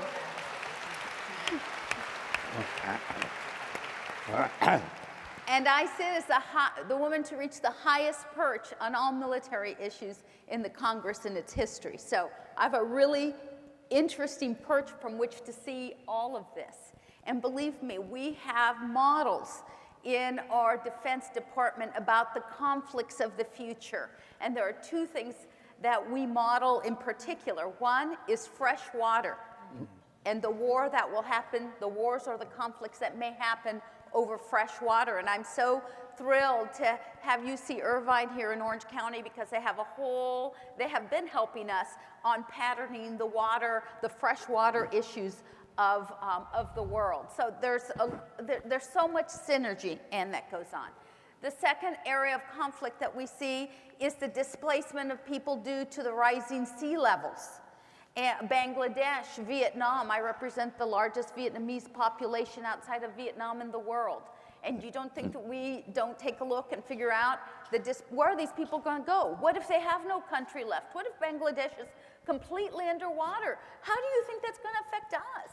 This will all affect us. These are conflicts of the future. There are many others. There's resources, there's wars over oil, but these two, fresh water and the sea levels, are completely, I think, due to this whole issue of the science. Now, you're looking at someone who believes those 97% of the scientists. So everything that I touch, yeah. Everything that I touch in the Congress, whether it's on the committees that I'm on or whether it's on the other committees that I try to influence, the problem is that there are many of my colleagues, certainly probably a majority, I would have to say right now, that don't believe the science. The majority of people in Congress do not believe the science. Well, let's put it this way. Is that what you just said? When the Democrats controlled, and we only did it for 4 years in the 19 years that I was there under Nancy Pelosi, we put up a global warming bill, and we barely passed it. I know because I was vote 219, and it takes 218 to pass in the House.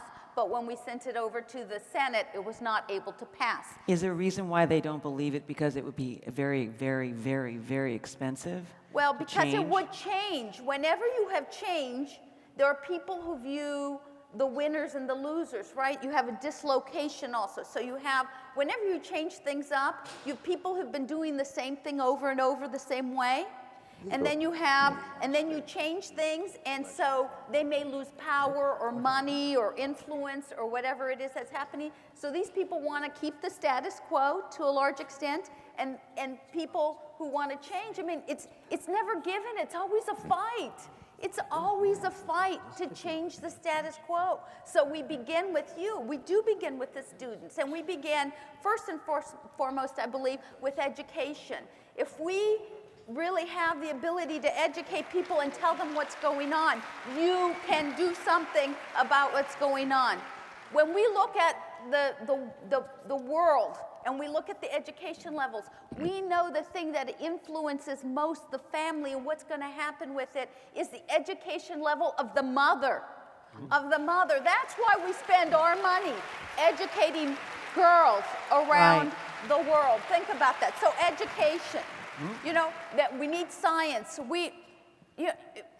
How about, may I interrupt you, and forgive me that I am, because what you just talked about was attachment, that there are many people in Congress and throughout our country who are attached to keeping things the way they are. The Buddhists would call this attachment. They're attached to the money that they may get, the power that they have, the title that they have, and they don't want to change the system.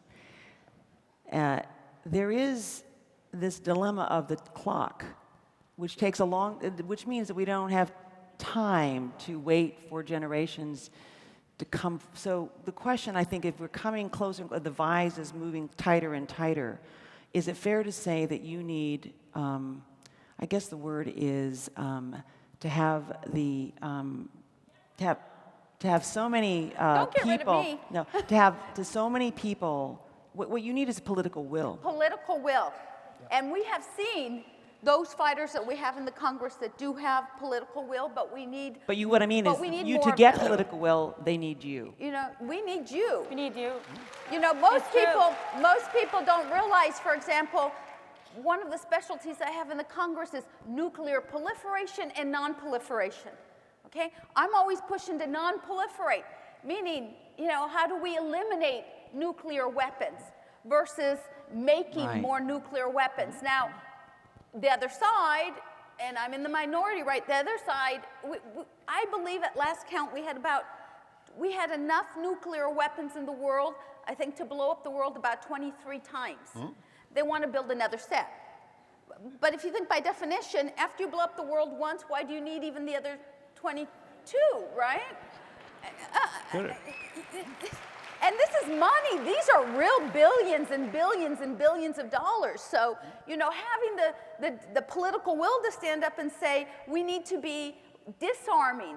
I'm not saying go down to zero. I mean, I wish. I would love to see in my lifetime for my grandchildren zero, but just bring some of that down. Oh my gosh. It's, you know, I have not won that fight.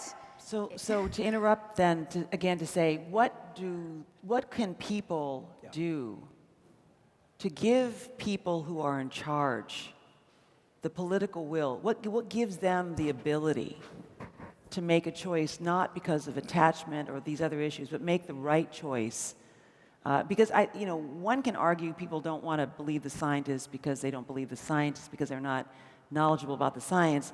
But it seems to me if you've got the majority of Congress not believing 97% of the world's climate scientists who all agree, who are the educated ones on this topic, and they don't agree with the science, then there has to be other things involved. So how do we help them have the political will, the cover, so that they can actually The first thing I would make a say to change? people in the audience is educate yourself. I mean, you are, but educate your friends, educate your family about what's going on. But should they call? Should they write? Should they certainly they should protest? call What and should they they should do? write. They should show up to our town halls. What happens is that we're all in echo chambers these days, right? It's like if you believe Fox News, all you're doing is watching Fox News. And so it's an echo back and forth. If you believe MSNBC, all you're doing, it used to be when I grew up that we all had the same news anchor and we were listening to the same news. But now all of us are pigeonholing ourselves because we don't watch or where we get our news and everything. So be a little bit more open, educate the people who are around you. I would say that. Secondly, we do need compassion. We do need to understand that we are completely and totally interrelated these days. Nothing happens in one place that doesn't affect us over here.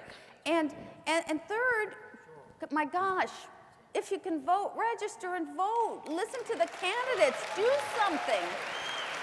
You know, we're just politically, there are two things that happen. One, campaigns become incredibly negative so that people get turned off. And when people get turned off, it's the least likely to vote.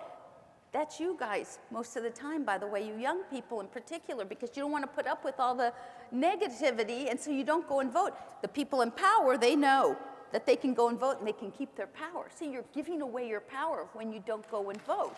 That's what I would tell you. I think that that's actually right. I think that what people in America don't always recognize is how powerful you are. You are really, as a mass group of Americans are one of, if not the most powerful group of people in the world because of how much you can change the world and affect the world. And yet we all walk around thinking we're powerless, that we can't do things. So Your Holiness, let me ask you, what do we need to do to help our leaders have the political will to do the right thing for our planet? You know better. Well, she just answered the question saying that we need to write and protest and vote. But these scientists, Your Holiness, are saying there's no time. We have to do this fast. We have to move forward. So we have a problem because there's no time and it's difficult for them to have political will. And we're not talking, by the way, politics. We're not talking parties here. We're talking about the one party, which is the party altogether of all of us. If this is the issue facing all of us, what do we There are positive things going on. There are a lot of solutions, and we invent them in California. So innovation is happening here. You will invent them. Maybe the question I should change, Your Holiness, and ask you then, if I may ask you, what would you say to the people who are in charge of the world and leadership in this country and throughout the world about their responsibility to step up to the challenge of the warming of the planet, to climate change? What should they do?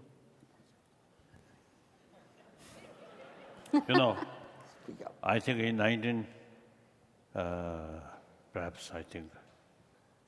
73, my first visit Europe. So in Switzerland, I think Geneva, some of our friend, there's some NGOs. This is some friend. So we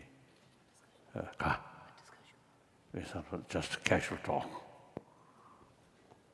Then sometimes I describe my own tongue, 操着去. Sharp tongue. A sharp tongue. Sharp tongue. Oh, so at our sort of casual sort of talk, I express, now with respect, the present generation at that time, in early 70s, you see, present generation, anyway, their mind more or less fixed. So I have not much hope. I mentioned that. You know, one my friend say, I think the Red Cross or someone, you say, I know very well. You say, he is a little bit surprised. As I mentioned earlier, our perception still, this sort of say, Stuck in the old way. Stuck in old ways. Old way of thinking. The reality must change. Then sometimes you see leaders, now for example, Copenhagen summit, is about, I think, ecology or something. Yes, Copenhagen. Copenhagen. Sure. But then some important nations, you see, they take interest about their own nation first priority. That global sort of interest. So we can't blame them.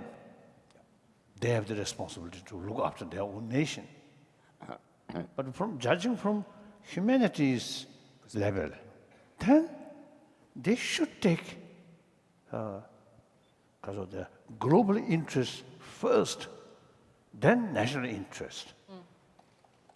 So you see, these are our only hope through, more, holistic education, not only material values, according to our lifestyle, materialistic lifestyle. So, plus education about our inner value. Then people from such education, then naturally they, I think they think first humanity, world, planet. The planet happy, each sort of nation or country get maximum benefit. So therefore, I think each nation's, another sort of responsibility is serving humanity, build happy humanity. Then automatically, individual nation get maximum benefit. So here again, you see, I feel the compassion means, you see, a sense of concern of others' well-being. Then that automatically bring sense of global responsibility. Then I think world, like our body, our life, for survival, our body, we need drink or eat because of the food, and food also, variety of food, and medicines, and also exercise. Many things for survival, so fitness of our body. Similarly, the world climate problem is one aspect of the problem. There are a lot of violence, these things, also another sort of aspect of the problem. So then, eventually, you see, as I mentioned earlier, end of this century, population will reach 10 billion. Then another 50 years, maybe 15 billion. I don't know how to handle that problem. You see, too much birth control also is not very appropriate. And then best thing is more monks, more nuns. Very non-violent way of birth control.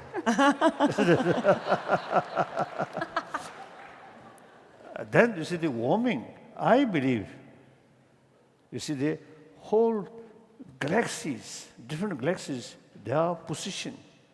You see, through millions of years, you see, some changing. And our own planet, the position, you see, Changed. 1,000 years, you see, changing. So maybe. Some connection. So that, you see, we can't sort of change that beyond our control. Yeah.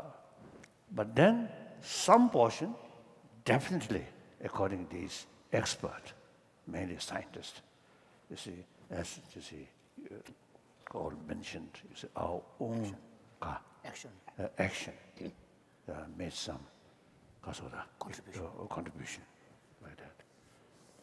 So we have to look all things holistic. Then the generation, and politicians also, you see the generation who grown up that kind of way of thinking, that kind of lifestyle, then you see, sometimes it is difficult. But then, unless you see, we create one school for politicians.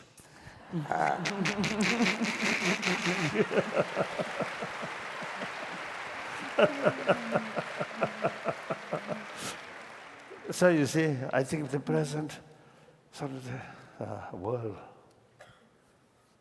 you see, many problems, you see, start from top, not from there. So it's difficult. But so we can't, you see, so we can't blame these individuals. You know, these people come from the society. A society, such a materialistic sort of thinking, materialistic life, talks money, and in order to get more money, use power. What to do? It's difficult. So I don't know, really I don't know. You see certain problem with sort of, regarding the politicians some problem, then there's Tibetan saying, Kanang mat kanan sus. There's a Tibetan saying that the sore inside your mouth needs to be healed from inside the mouth itself. So you have the opportunity and sort of ability to change.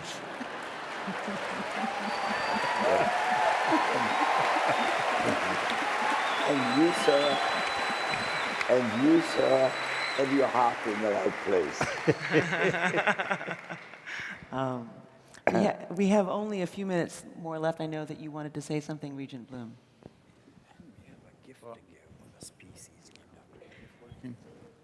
Hello.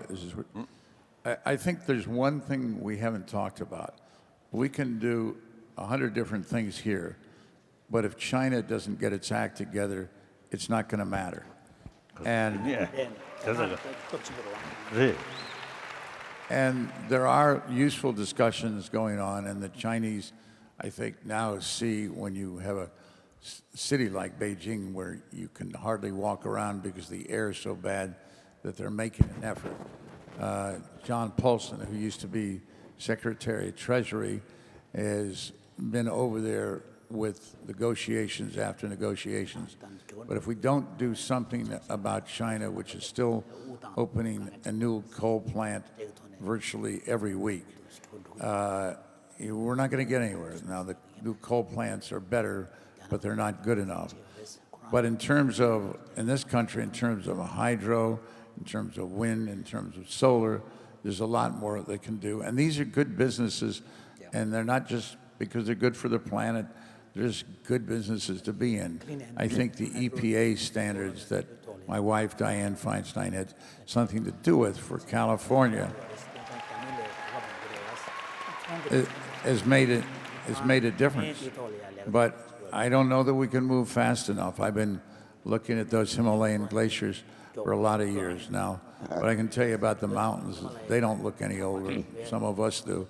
But their glaciers are disappearing quickly. So I share the same concerns you all have.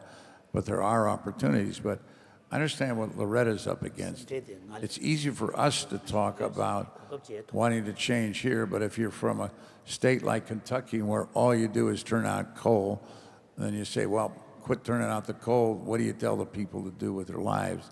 And the problem is, I think coal is produced in something like 40 different states. That's why you have a problem getting the legislation done. So the problems are there. We got to continue to work on them, but don't forget China. And I think India is a growing concern over the years as well. But one of the things that I think in the developing world that is underutilized is hydroelectricity. All right, thank you very much, Regent Bloom. I don't think Walter has, the smile that went on Walter's face when he sat down next to His Holiness the Dalai Lama, I don't think it's been gone from your face very much. You've been pretty much holding hands and enjoying sitting with His Holiness, and it's been a pleasure to watch. So I think Walter got his gift for today. But now we have a gift for His Holiness, and Dr. Ramanathan, do you want to talk about that? Shall I get that first? Yes. We have a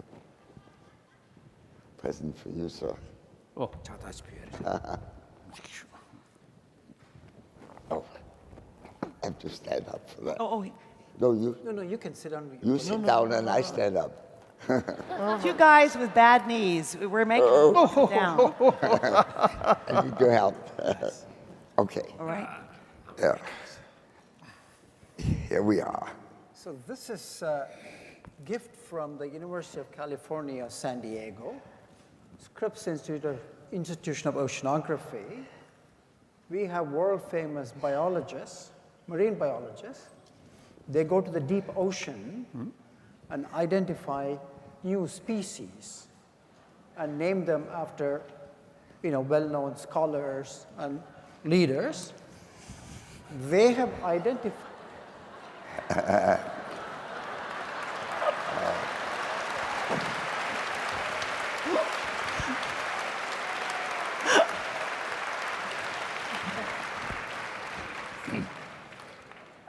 Tell me what's No, it's not an attractive species. It's but it's very cool. So do you know what's happening here? You're getting a new species. Let's see. A new animal is being named after you. Has your name.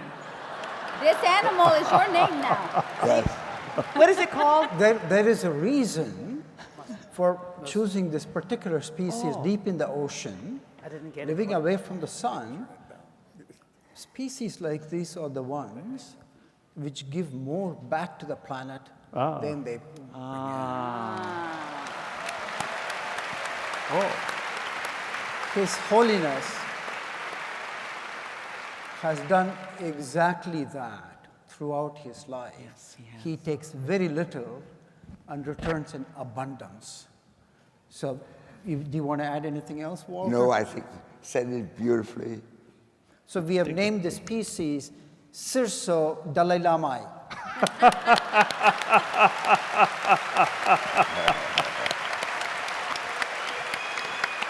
Thank you. Thank you. Thank you. Actually,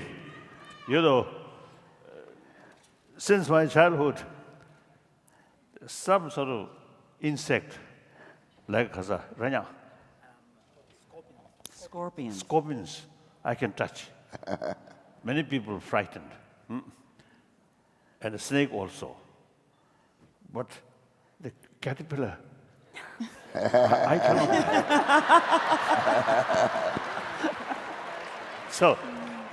So recently, when I visited the Australia's center, that was Uluru, the local people, indigenous people, the form of welcoming, you see, some kind of a pot, you see, made by wood. And then inside, some sort of, I think a tree skins, no. Bark, tree bark. tree barks. And then 2 caterpillar moving.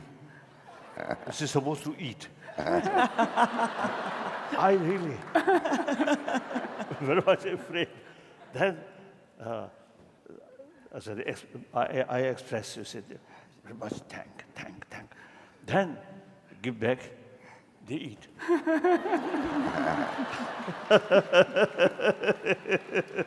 So best gift. Picture okay, but something living, then I really afraid. Thank you. You're welcome. Thank you. You're Thank you. welcome. Thank you. Thank you. Thank you. Thank you. Thank you so much. Evie. Oh. Okay.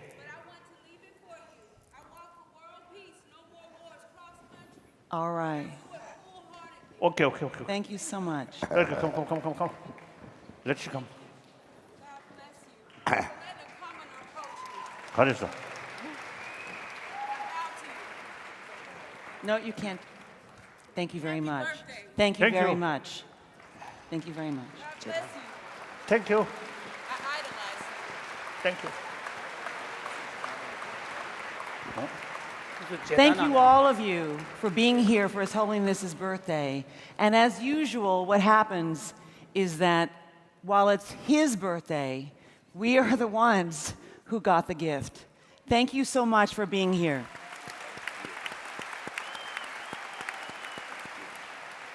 딱 그러래.